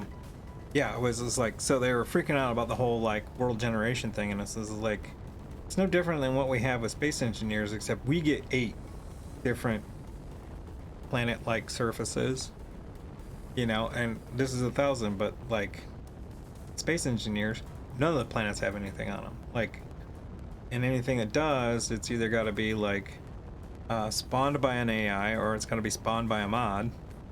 Otherwise, it just doesn't exist. It's just a planet. There's no other thing. And you know, and it's just like when you're like looking at Star Citizen, where it's just like it's got 5, I think 5 actual planets, and then a bunch of other like moons and stuff like that. And the bases are all of the bases on there are like computer generated or template generated, I should say. And it's just like, and there's not a scenario associated with all of them. There's a scenario that can be potentially or you know, generated, and it's just like, you know, I look at that and it's just like, I think that Bethesda did a great job in that regard. Where I'm concerned about is the aspect of like how much they push you in their very RPG kind of approach to things. And you know, when you have the ability to supposedly make your own personal remote station, like what the limiting factors in that is going to be. Because I personally see that me playing that game, and I will get a lot of gameplay out of it, just the idea of setting up, you know, getting through the first initial part, which it sounds like you have to play through the RPG start, and that's kind of annoying to me. But after that, then you can get to a point where you can break off and you can just not do anything associated with the role-playing storyline, or you can come back to it, but you can go to some other place and you can just set up your own whole kind of environment, existence, you know, kind of thing in the game that has nothing to do with the game. And that's where it's just like, yeah, if I can do that, that might be pretty cool. Essentially, I don't like it when you tell me what to do.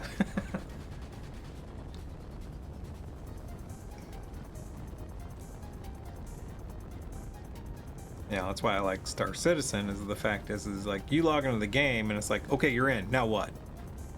You know? What is whatever? It's you know, Star Citizen is very much leans towards the open world kind of concept, where it's like, you don't have to do anything, really.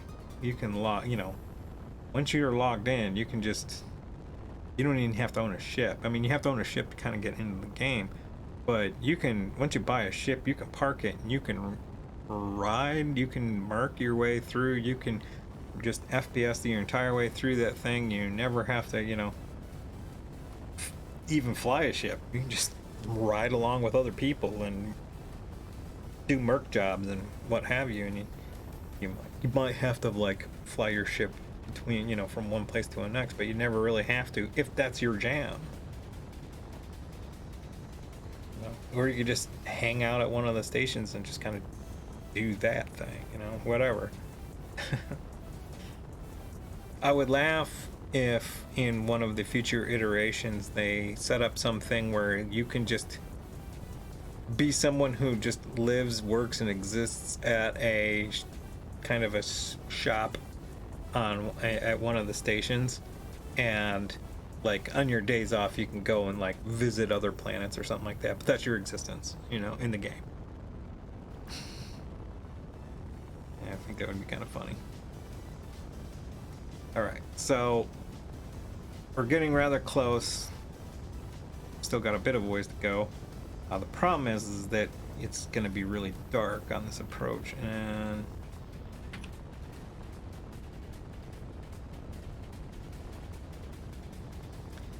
think to kind of save things, I'm gonna go for one of the poles here that has ice.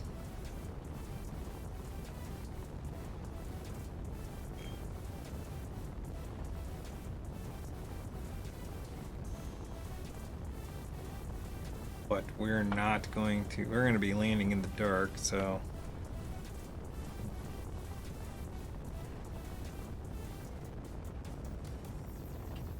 I think I kept intending on putting lights on this, never got around to it.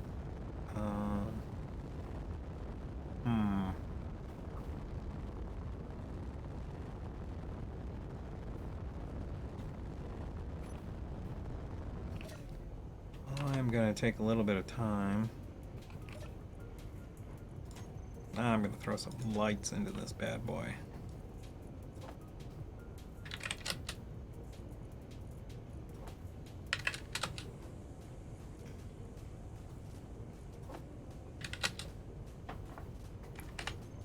It's not all the parts I need, but I don't remember, and I just want enough to get started. Let's close our helmet. Don't even remember opening it.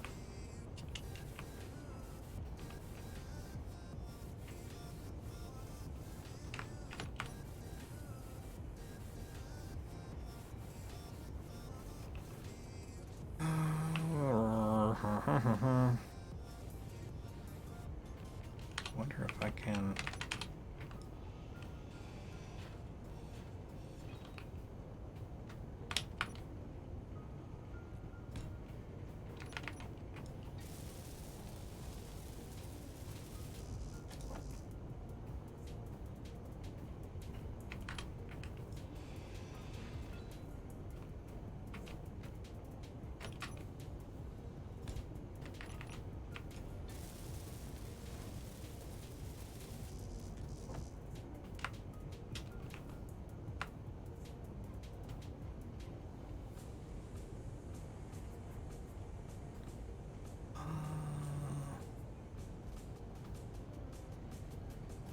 Yeah, I'll figure out the settings once I'm in there.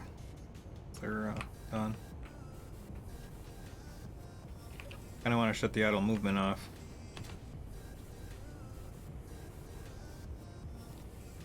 Okay, we are in the moon's gravity. So, if I'm gonna do this, I need to...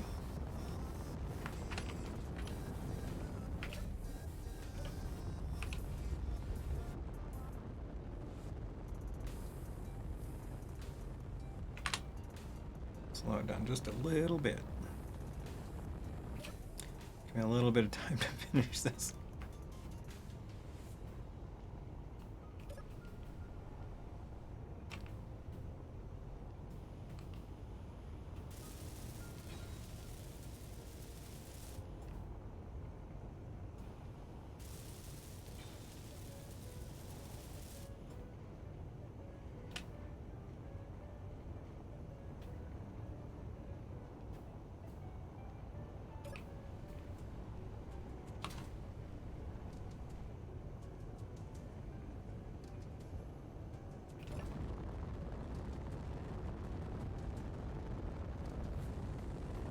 Alright, now I gotta find a flat place to land, and I need to adjust the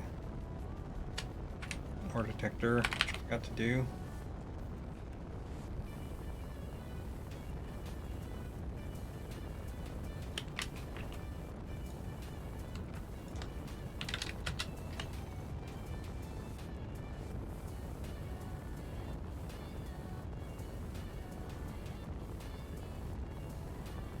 Alright, well, there's some iron back there, so let's kick that on.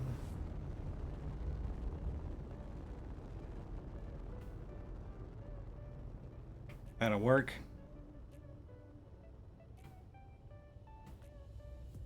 Yeah, let's find a spot in there.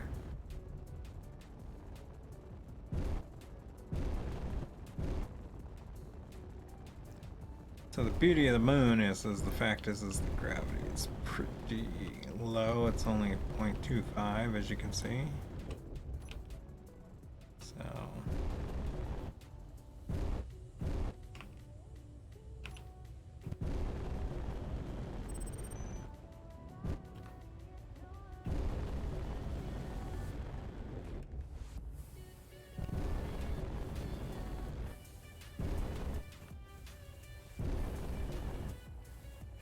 I didn't have to turn on my planetary thrusters. I can stick with just what I got.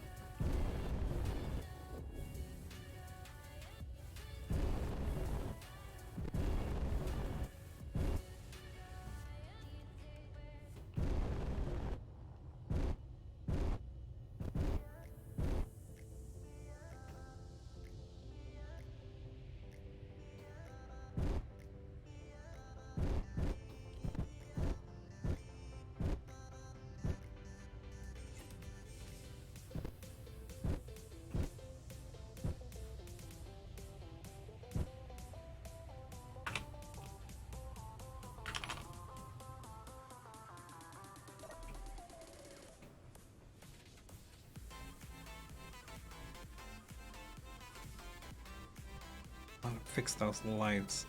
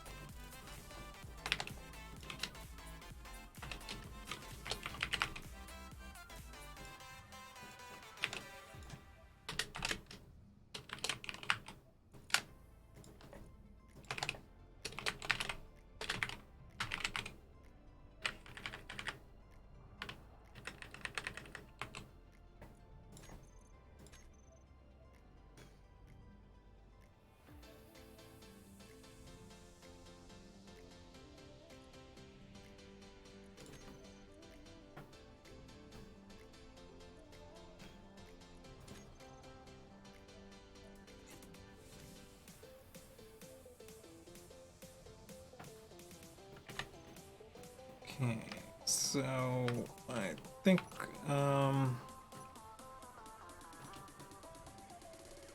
I should be able to do it here. Let's do it here. And 6.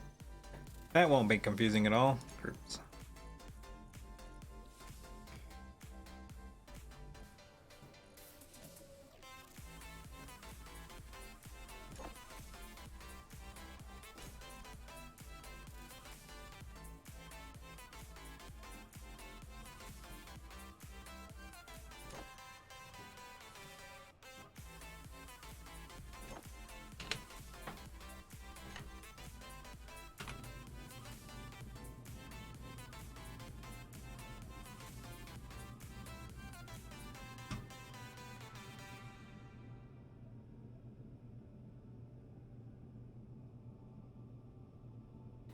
Doesn't quite have the, so with like the guns, you notice like when I'm in it, I have like that little green pointer thing to kind of give an idea of like how the gun is pointing in space, and didn't seem to have that on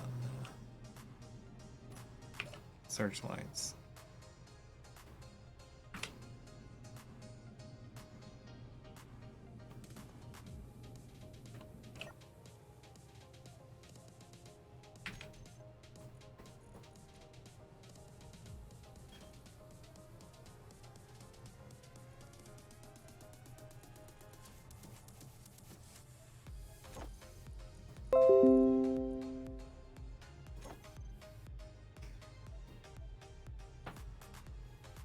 That's right, I have artillery, or I can make the rounds for that. Should do that at some point.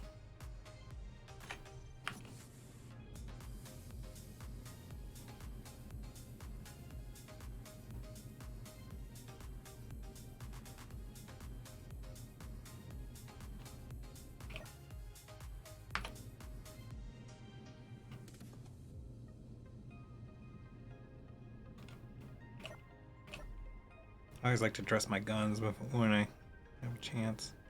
Alright, so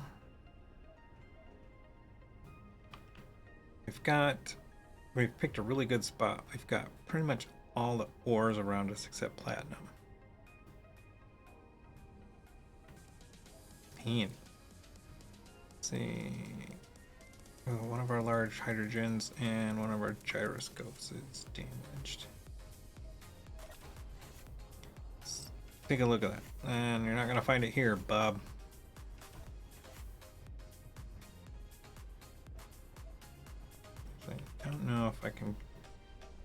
Best way to reach the gyros.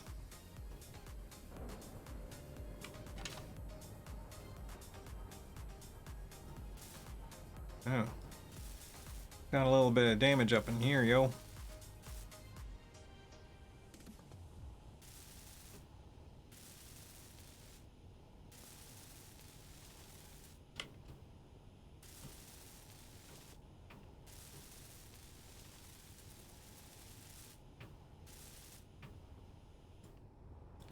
Not too bad. A little bit of superficial damage. Lost a couple blocks. Nothing major, it looks like.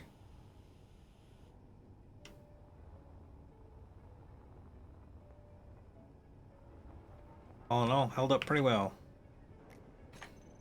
I have parts. Now I just need to.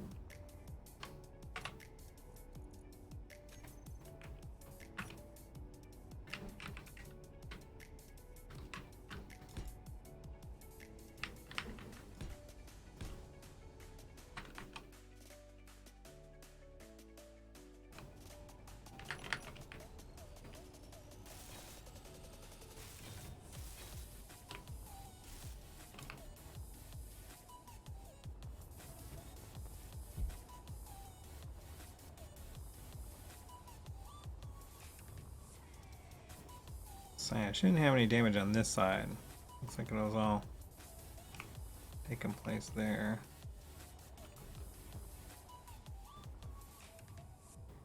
That looks like the right one.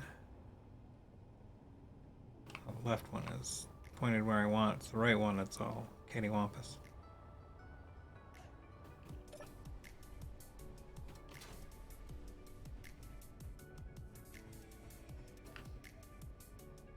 Damage looks good.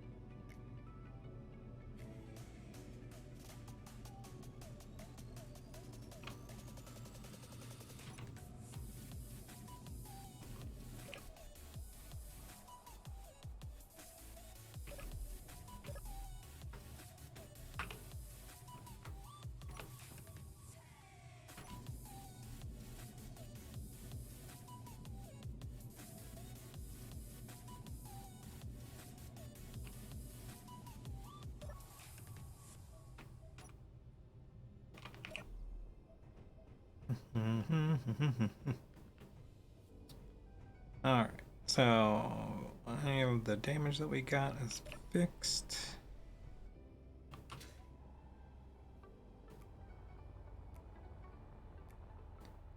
So we got gold and silver over there.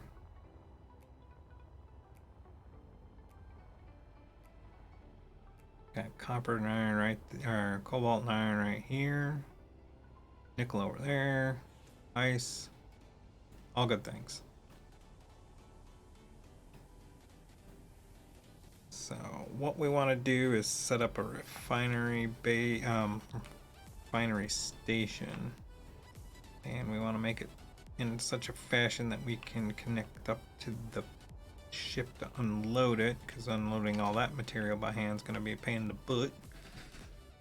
And we have a connector right there, so we can use that, or we can use one of the side connectors, which may actually make it if I make a flat platform and then I just make it so that I can extend a connector with a gangway on it. That would be a good plan.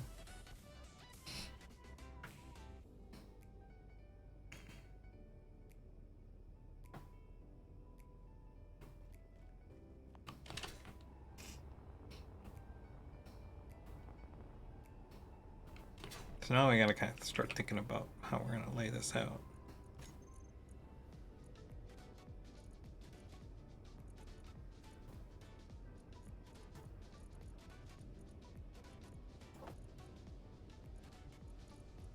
But first, I am going to make 50 of those.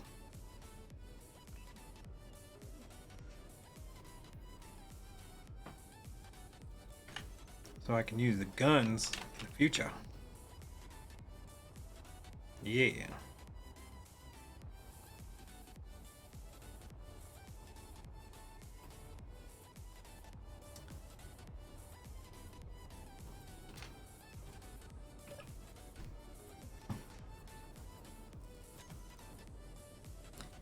Oh, I got parts. I know I had, and I know I looked multiple times at it too.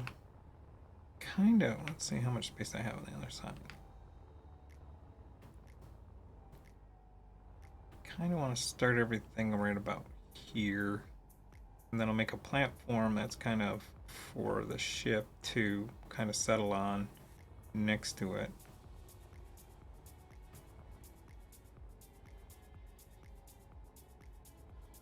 And I'm not really sure what I'm going to do. Let's start over here so as far as we can so that we make sure we got enough room.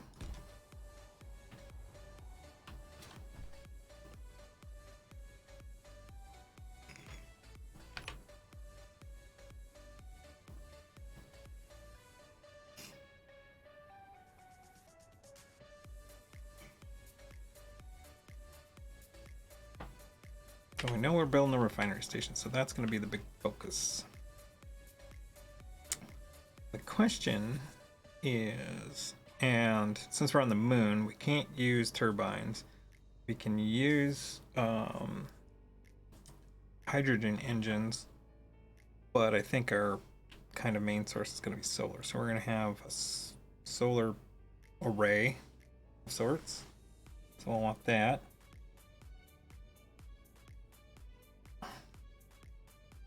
We'll have to do the array the old-fashioned way because until the mod is officially released.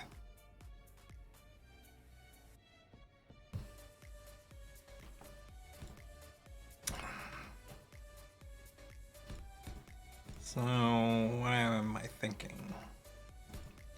I know how I want to do the refineries.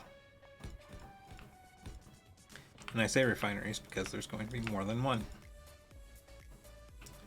That's 4, and that, and need it kind of not this far.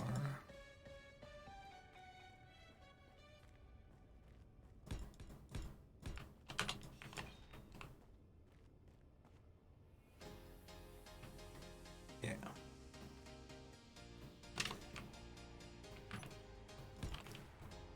So let's do this. Pop. Yeah. No. Yeah. That'll work.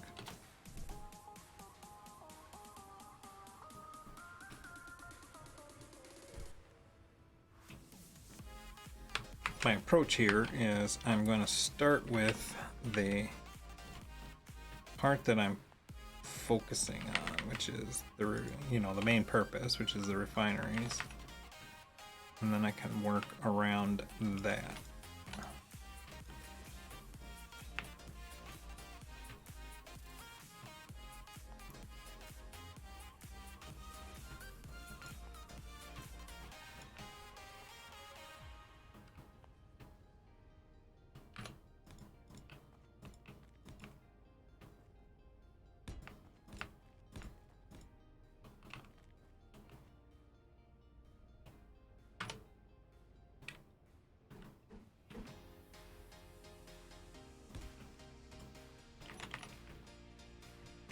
We're gonna need some batteries.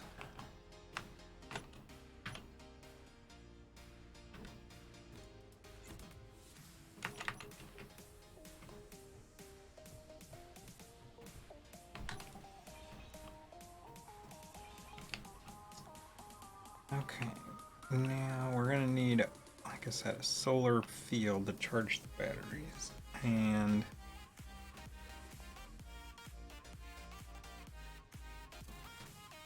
we're gonna need some kind of like building.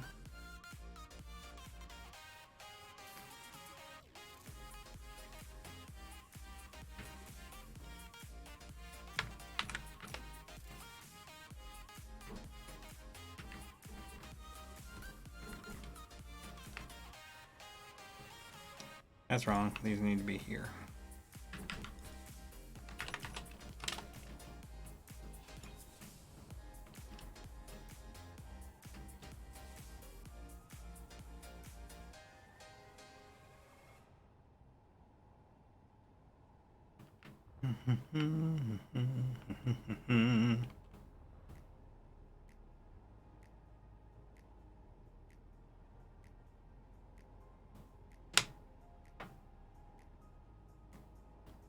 Ooh, yeah, I like that. So we're going to need some O2H2 gen. So let's just factor those in right off the get-go.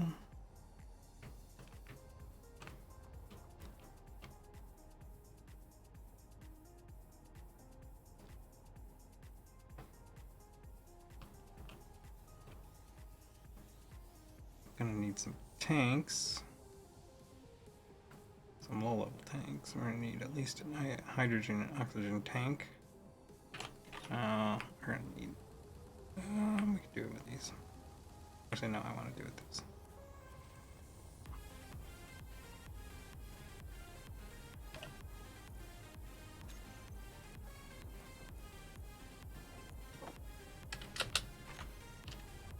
Oh, that didn't work. Well, whatever. Alright, so put one of those there, one of those there.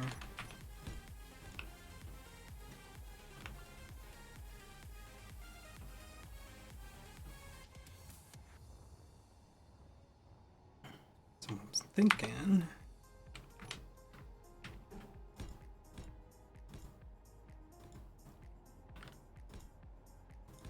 Carry on that look. Like this. I'm gonna wireframe it and then I'll clean it up.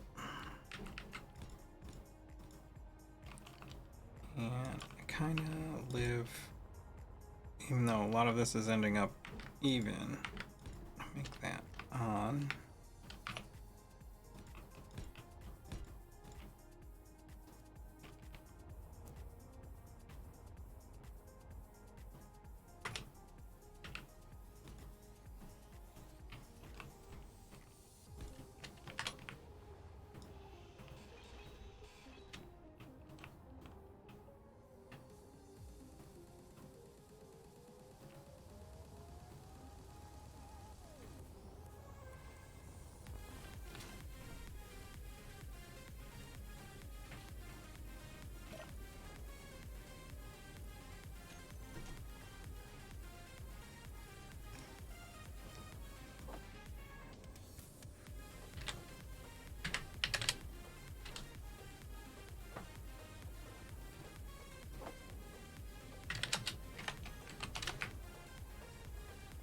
Ooh.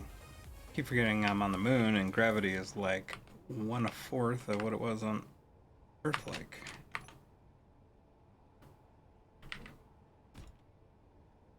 Do I want that one?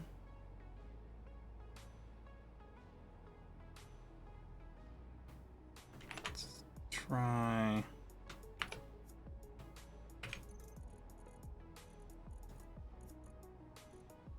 That one instead.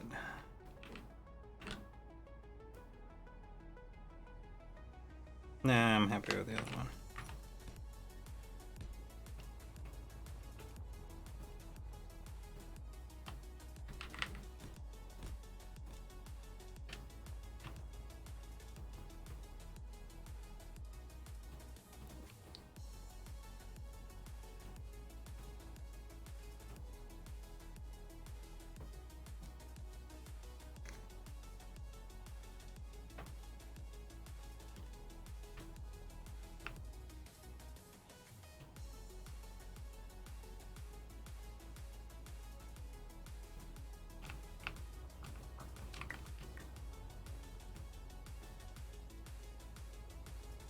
So to equal that out, I gotta work on my speaking up.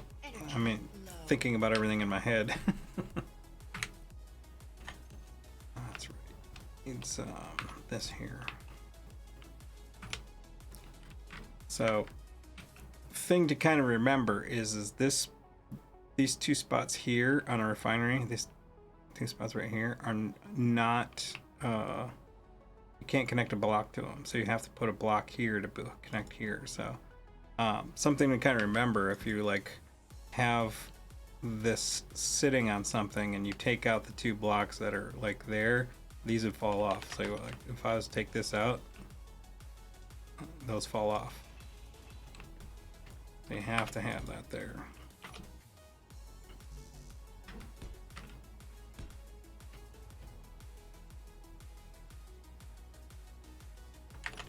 So we're gonna keep,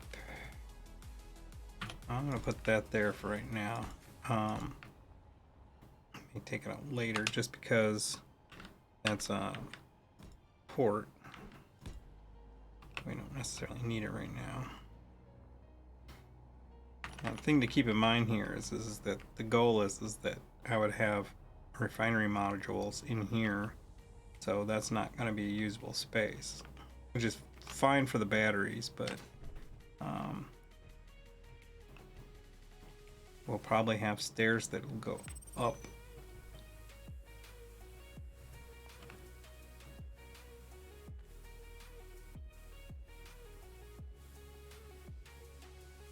So actually, I don't want these here. I want, come on. I want these here.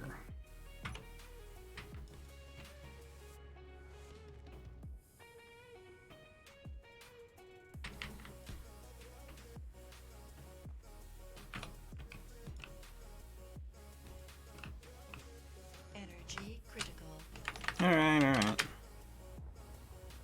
So I just do it the quick way. Oh.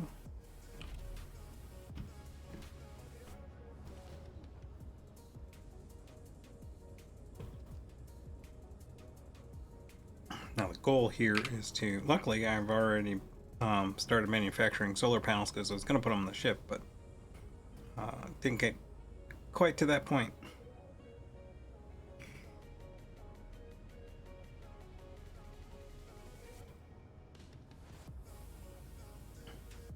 But actually, I'm going to be doing something else than just doing a field of, I'm actually going to make a solar array tower. I think was the original plan, or that was the plan that I was getting to. So we're going to figure it's going to come off of here somehow, so.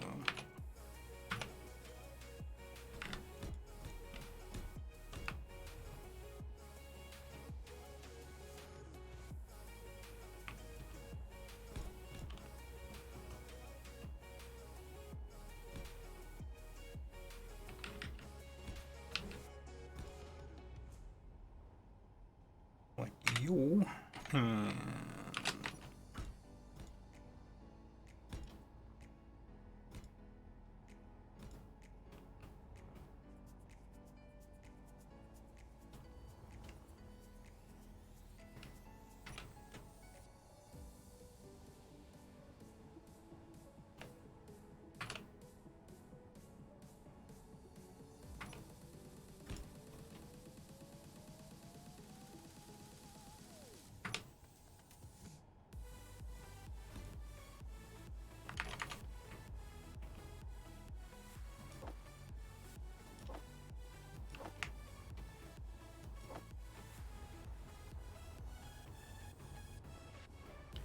So I've had issues with building these in the past, so we'll see how this goes.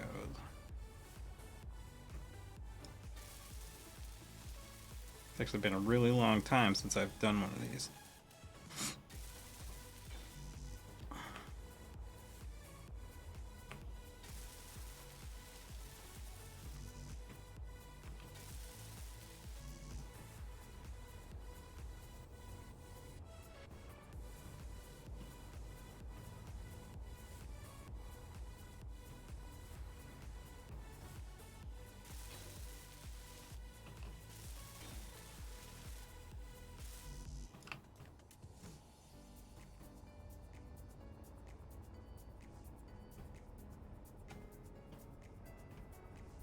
In fact, actually, last time I did one, I don't think the hinges were out.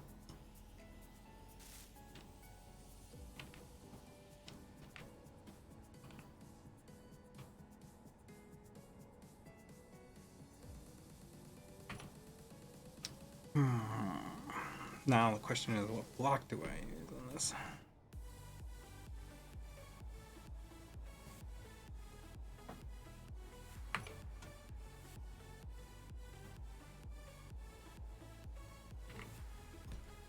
Yeah, I think I go with this.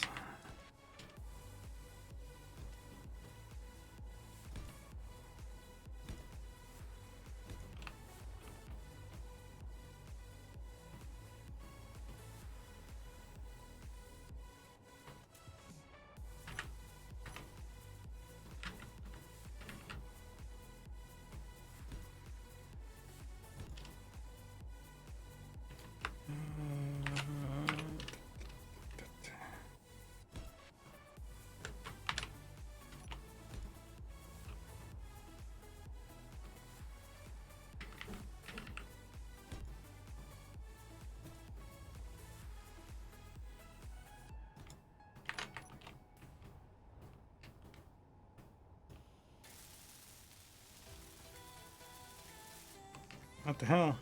Oh yeah, I forgot. There's no power on this base.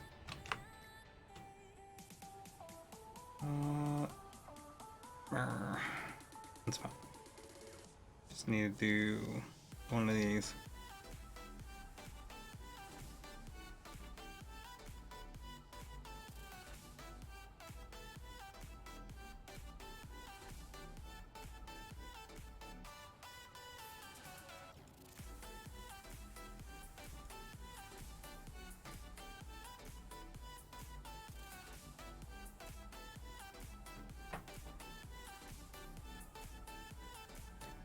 Forgot to lock the hinge. It's fine. It's fine.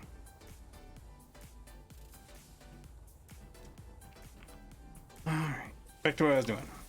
We want to get these welded before the sun comes up.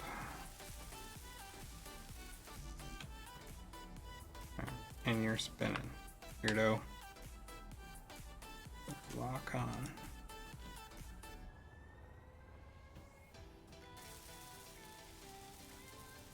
We'll also want to get the batteries welded up so that we can accept the charge.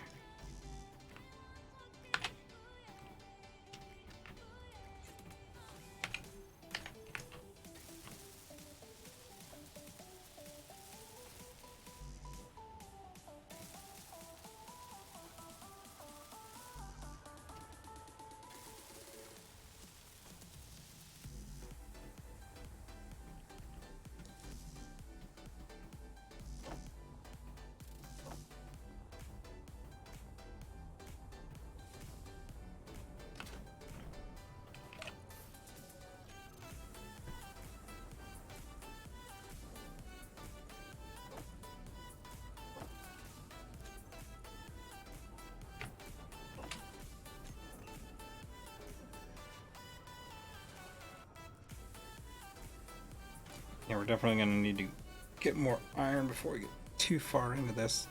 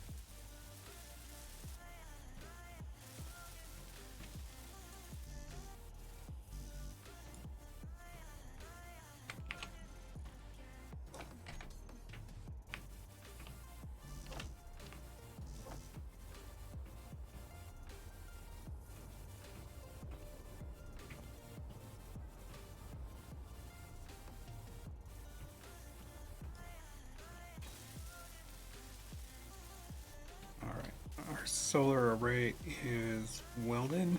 Now let's get the batteries done. Energy low. Yeah.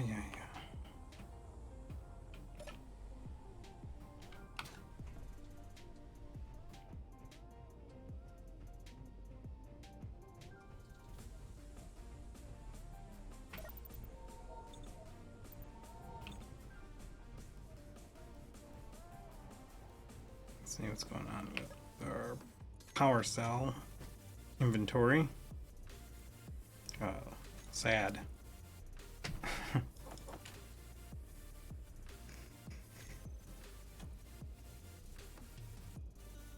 Okay, we need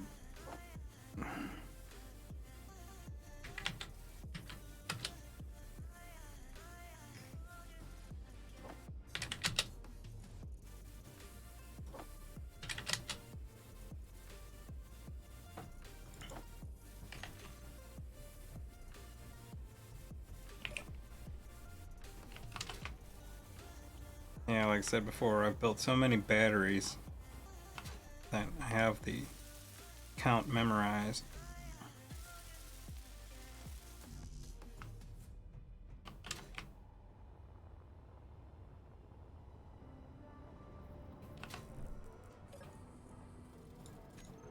Really, it's just a matter of moving material.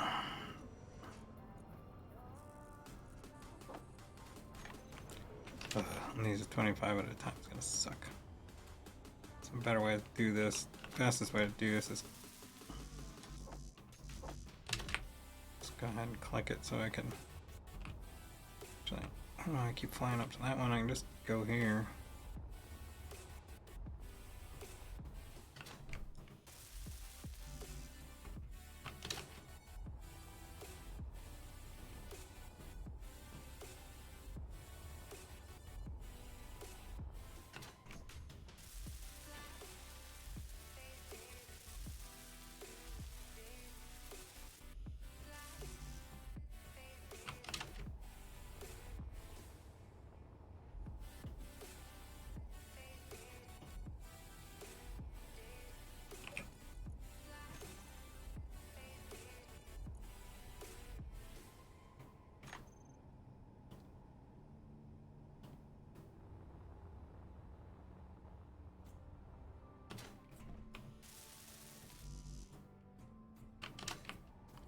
And actually, while we're waiting for that to manufacture those batteries, let's work on the rest of that tower and make sure it's got a little resiliency. That's fine.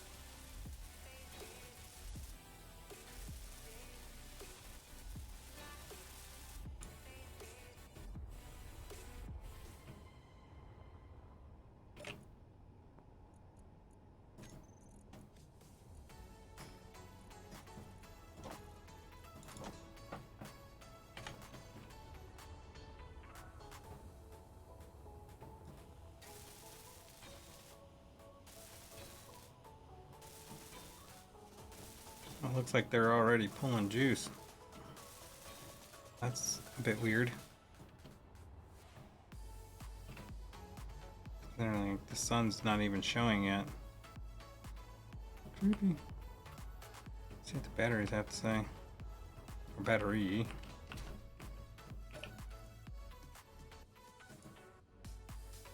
Yeah, it's already saying it's getting output. That's crazy. Not a whole lot, but you know, it's expected.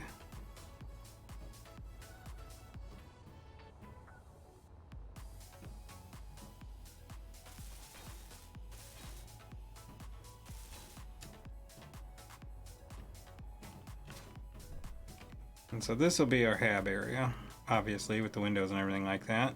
Haven't put a roof on it yet. Probably just gonna put blocks across here. I'll need a roof. I think what it will do for a roof is yeah,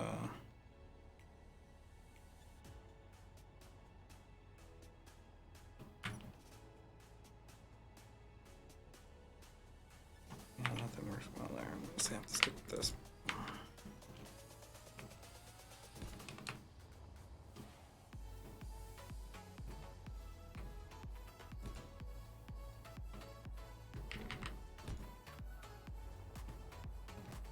And then this there, and there. And one, two, three, and there.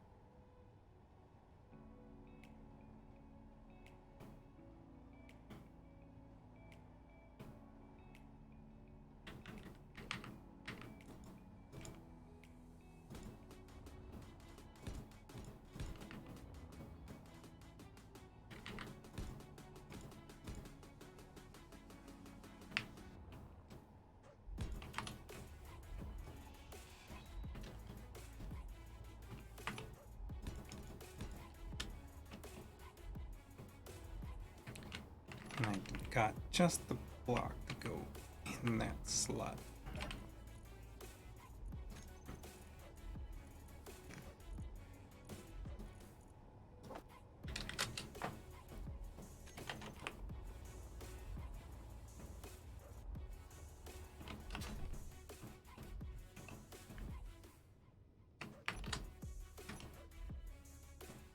Not that one.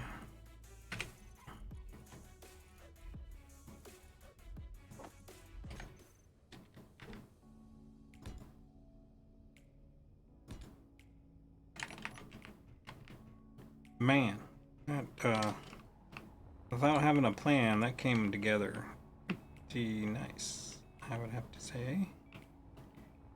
I would like to say.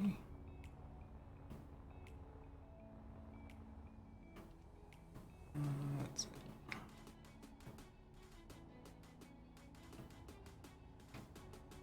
Yeah, actually, I'm gonna leave that in like that, and then we'll have our stair action here.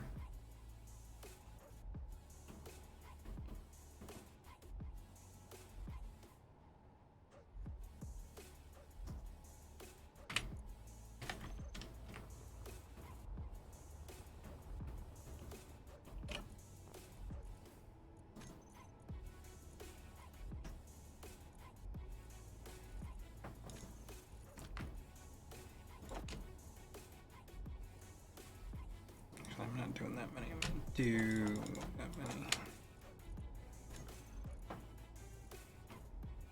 And actually, my battery stuff should be done, so let's put this away for right now.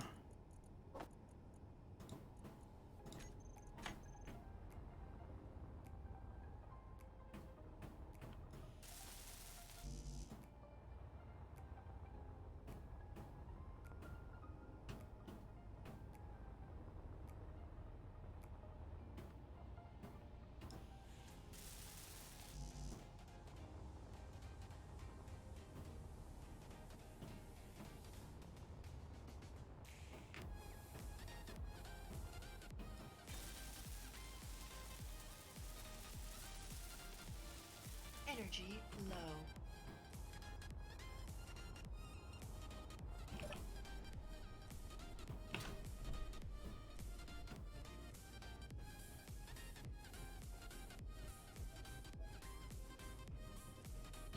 So what we're gonna have to do at some point is we're gonna have to start mining some iron, because we're not going to be able to weld up all of that both of those refineries with the amount of iron I have on board.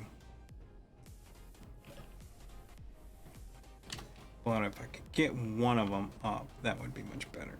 So what I'm going to do is, based on, I think that it's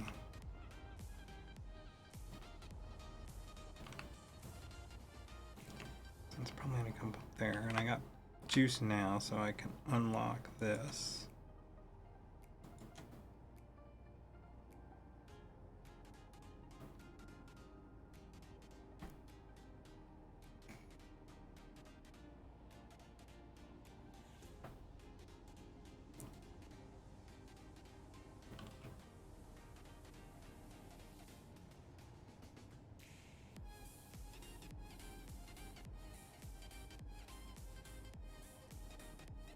We'll get a script running on this so that it will actually do all the aiming.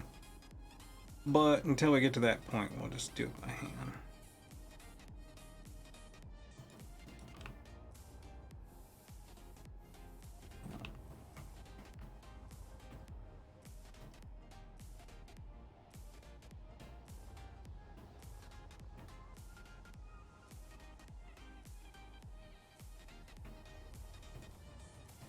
So there's some cooler ways to do that, and I just couldn't think of them offhand.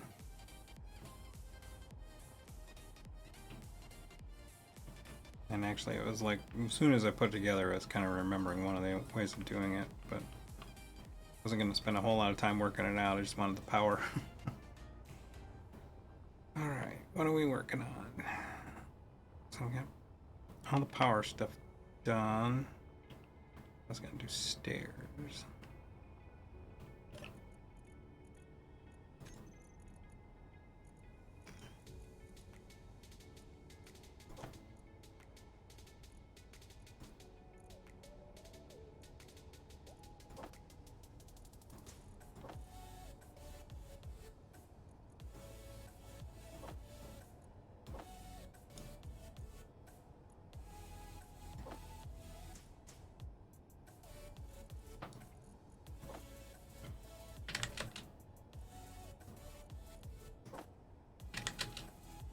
See how much iron I got left. 17k. I can do at least 2,000 of that. I might be able to get through one refinery, and that's all I really need. What I will need also, and I can do that over here, is I'm going to need to make a platform for connecting my miner so that I can actually load stuff into this. Might not even need to make the land, you know, the whole thing for attaching the ship. I can just shuttle that ore back and forth with the miner, so that'll solve that problem.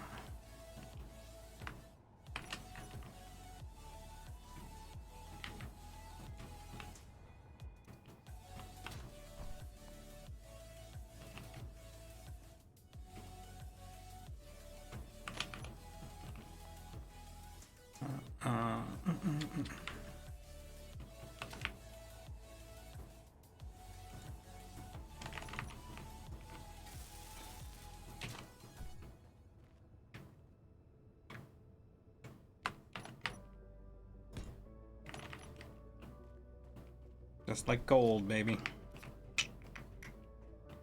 Alright, so let's do that.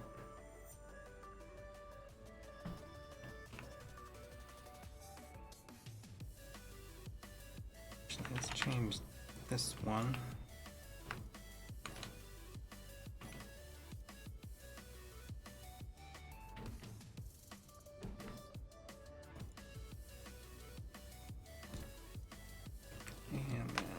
Do one of these here.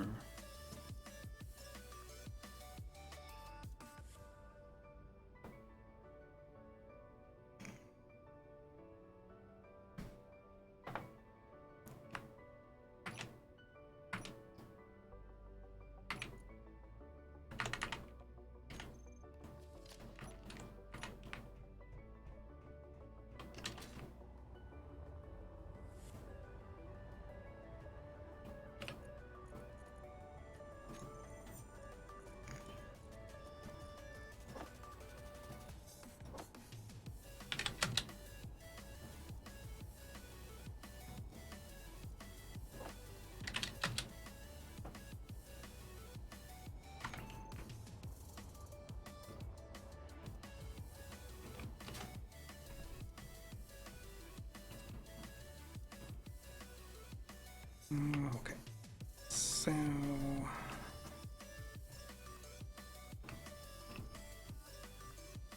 that's gonna be there, and that's gonna be there, that's gonna be there, that's gonna be there, and that's there. Okay.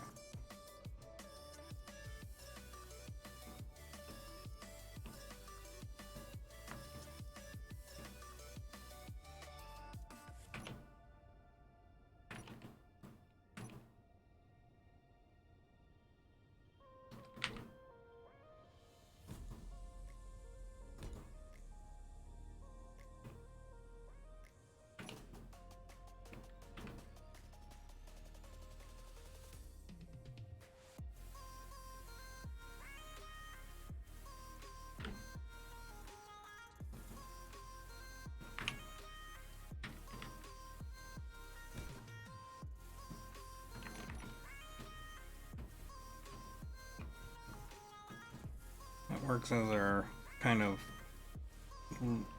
main living stuff. We got a bed, locker, and bathroom.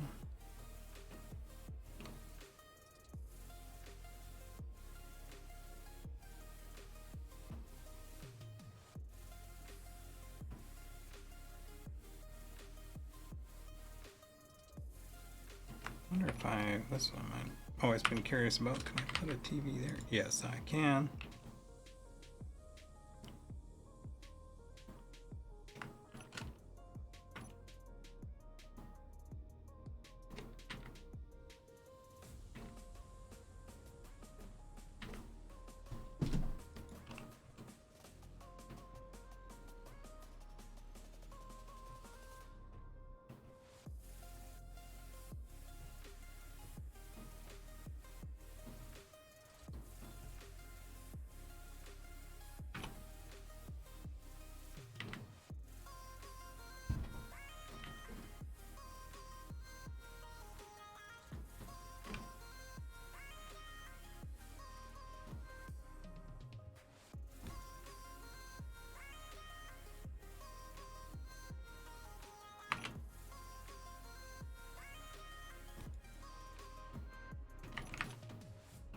Yeah, it works.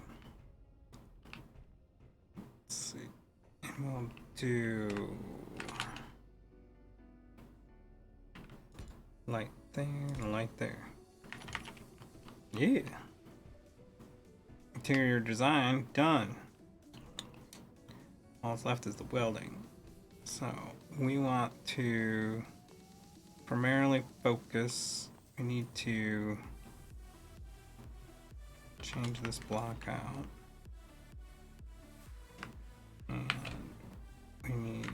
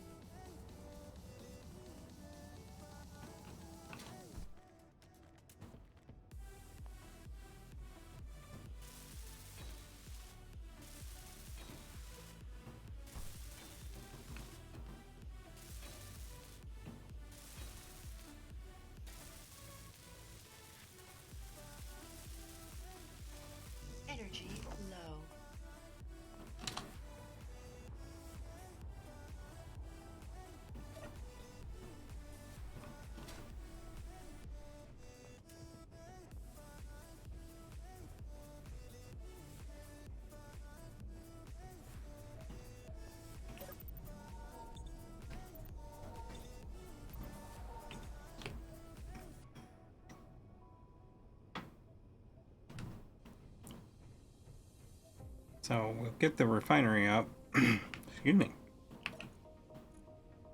We'll try to get the refinery up first, and then with the connector and stuff, so that minimally we can get the material aspect going, and then we can just get an assembler, and that way we can just use the base itself to kind of get itself up and running.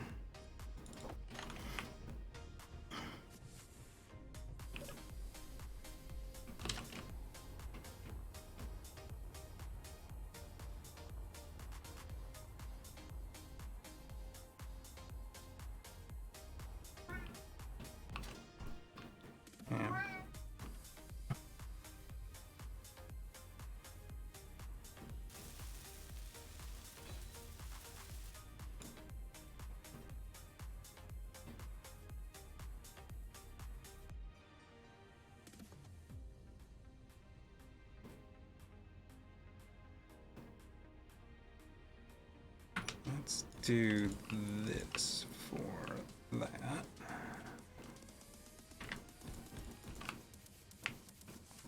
Go one more out.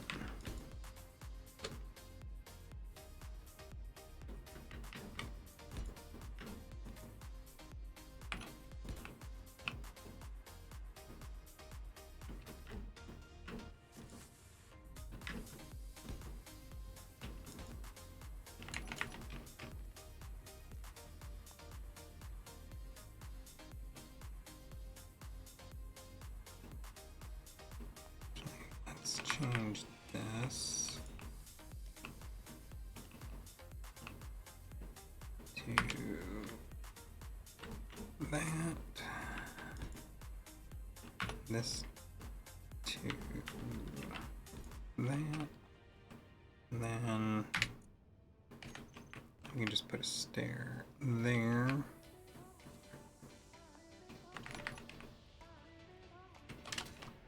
So we don't need to fully weld that platform. We just need something there.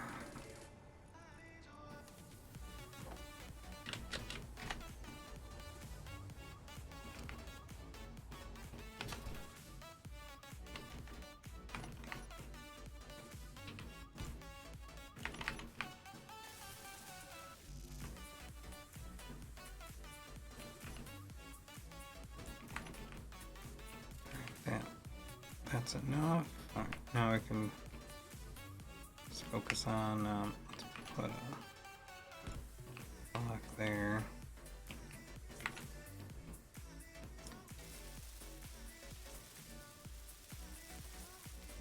Focus on getting that sucker built.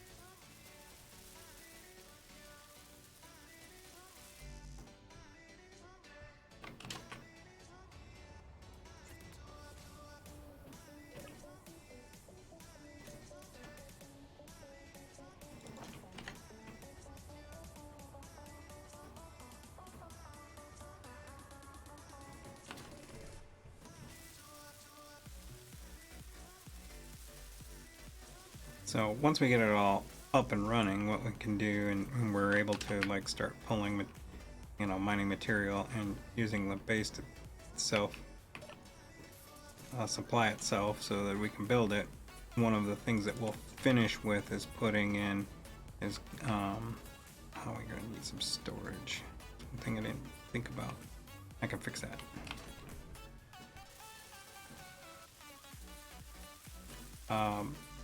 But once we get it all in place, we can focus on getting some hydrogen engines, you know, some ice stockpile and some hydrogen engines running to augment the, actually we can even stick a reactor on here, which is probably going to be the better choice. Because once we put a bunch of speed modules on here, because that's the plan, is we'll put speed modules on here so we can refine faster. And since we have the uranium, we can manage the load on that.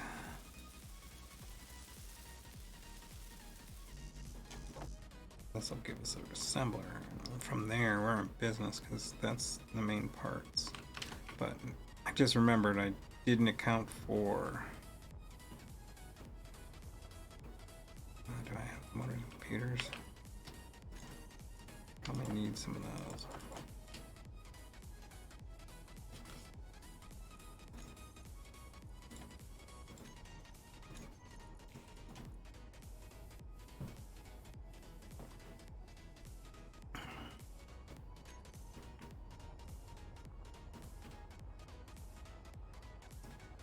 Interestingly, the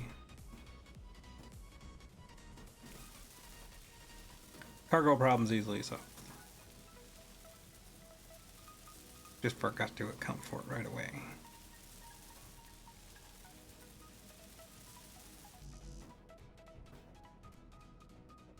And I'll have to take away from the aesthetic that I've been working from here.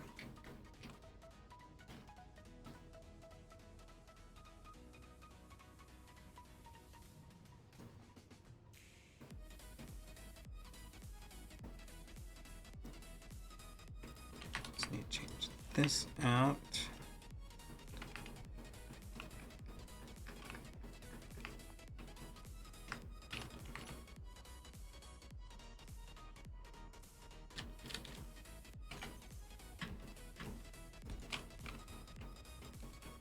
In fact, I'm probably going to need to throw another one in, but let's steal it from these blocks.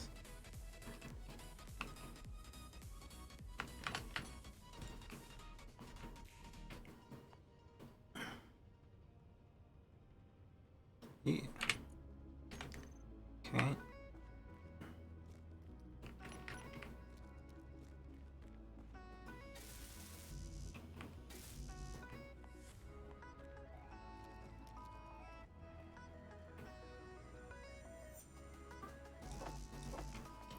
I understand that it's not going to route through until I weld up the other refinery, but I'm not worried about that. I got enough cargo area that I'll need between the refinery and the assembler anyway.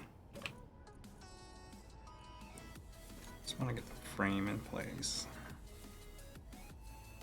So I need 20 of these and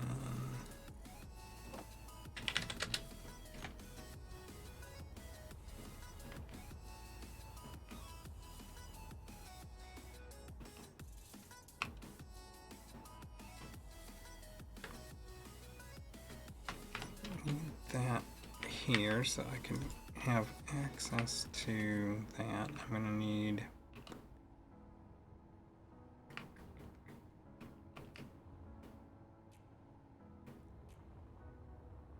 a little bit more steel.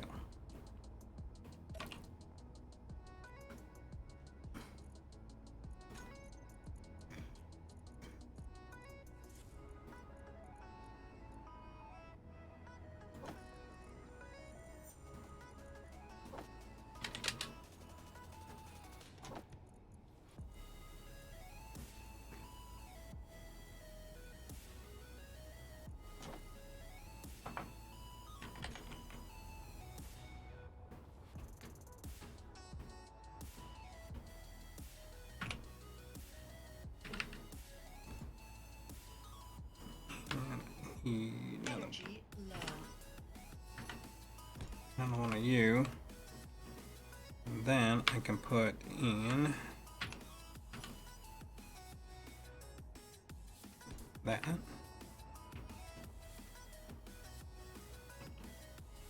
That should marry with my existing architecture.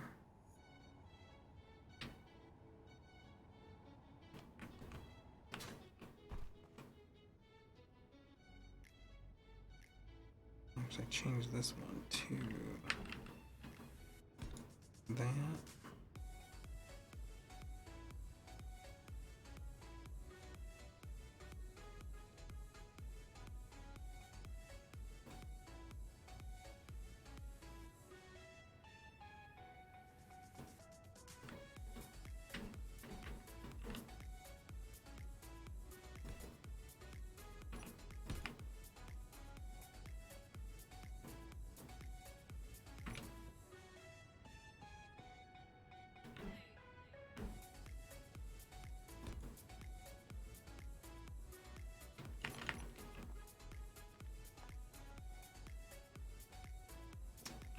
Glorious.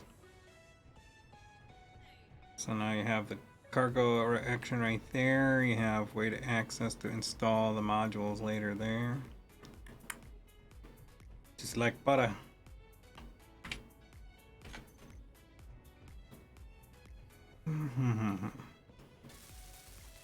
And we have access to weld everything, which is also a bonus.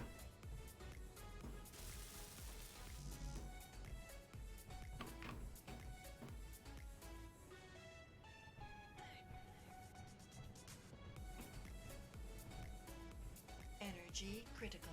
Yeah, I'm getting to it. So let's do this. Let's jump in here.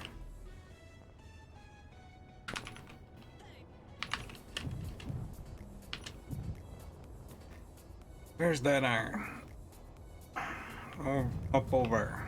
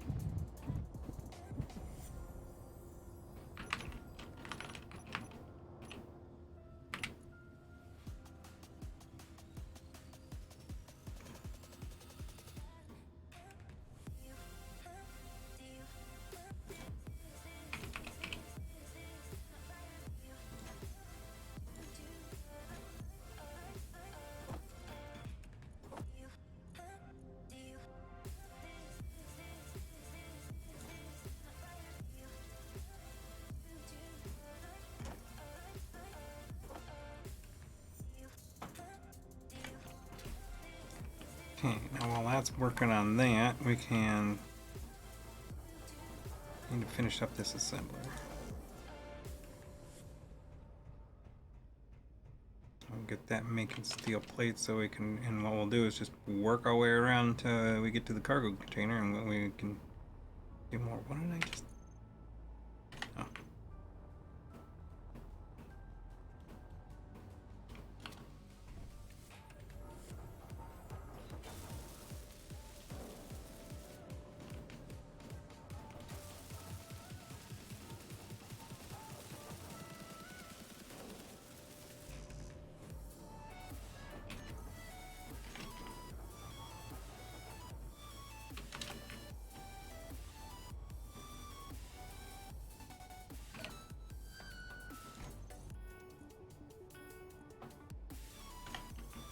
Let's just not take anything back. It doesn't give us anything, so...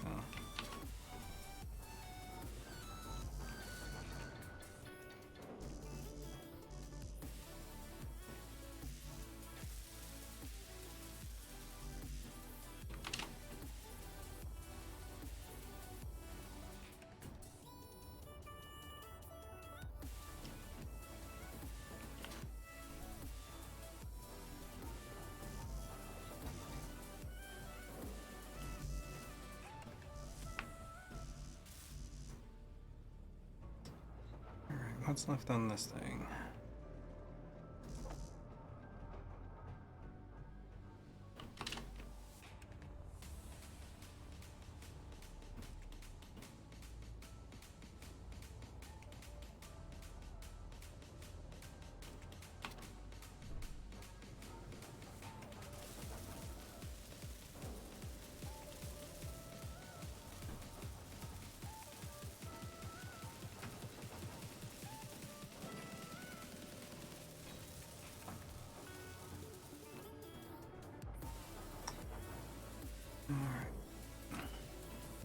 I'll say I need an interface to work with here.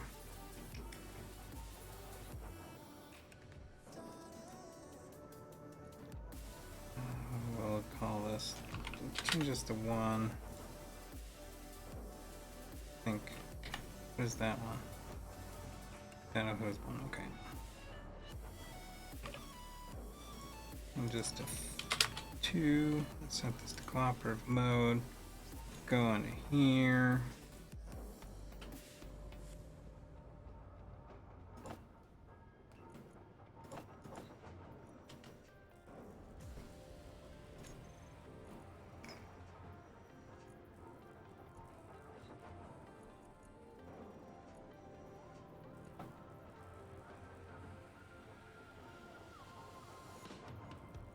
And we already got all the iron that we need, so that'll come along nicely. So as that's working, we'll do these.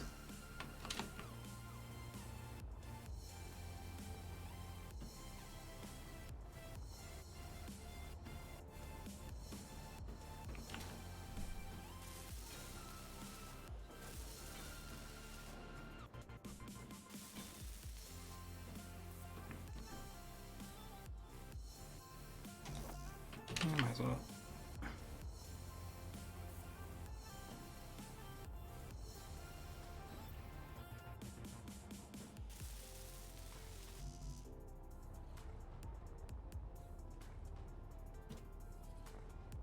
Perfect.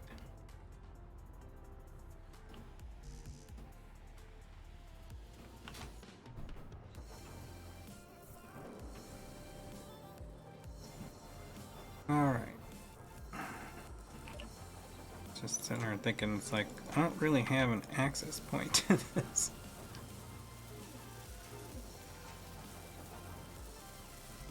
I mean, I kind of do through the connector, so I could probably just gonna leave the ship right there. I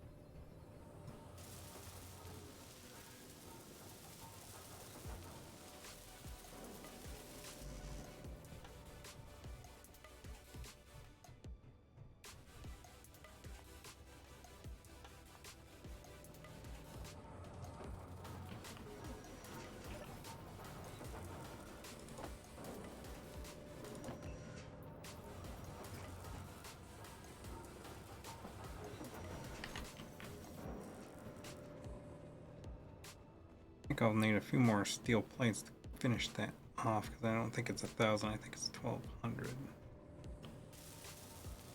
Yeah, 1,200.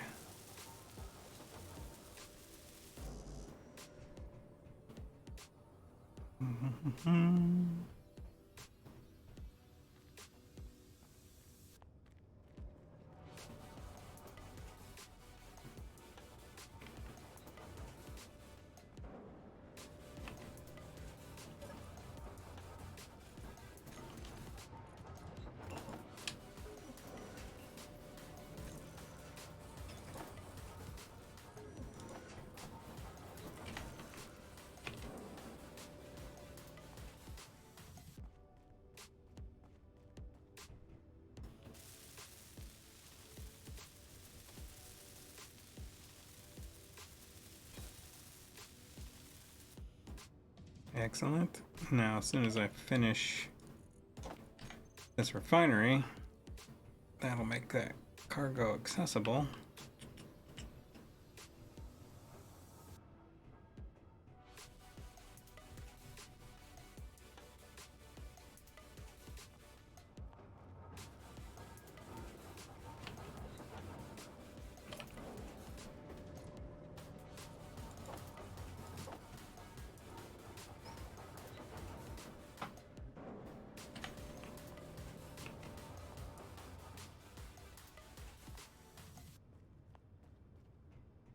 And just so I don't have to mine a bunch of other stuff, what I'll do is I'll get this. I'll right click that.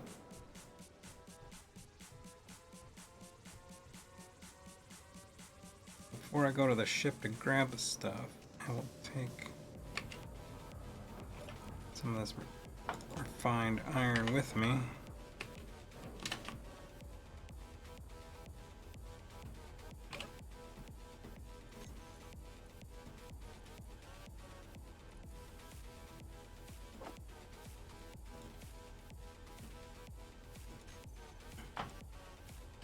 What's on here?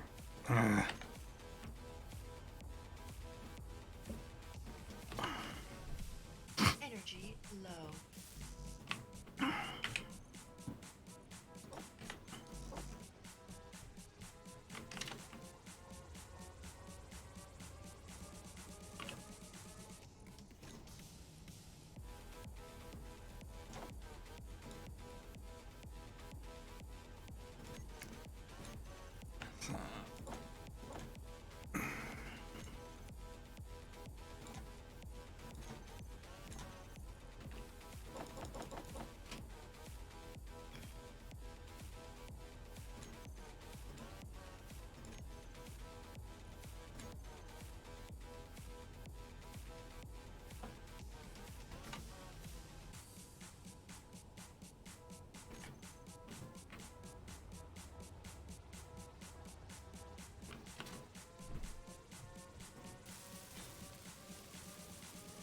There we go, our base is online.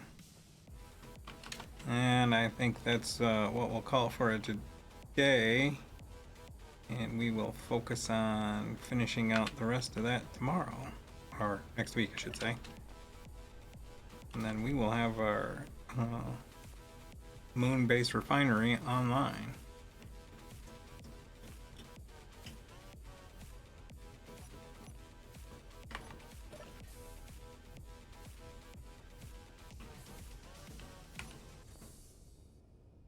So, thanks for joining me, everybody, and I will, for next week, like I said, we'll finish off the moon refinery base.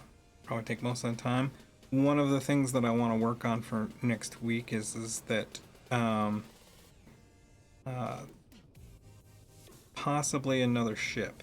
I don't know. I'm on the fence about particularly what it's going to be, but I might leave a miner behind here. I might make a fighter. There's also the possibility, because of the idea is, I'm thinking I might do like an escape pod kind of a thing. Who knows? We'll see. But anyway, thanks for joining me, and if I don't talk to you before, I'll see y'all next week. Thanks for joining me. Good night.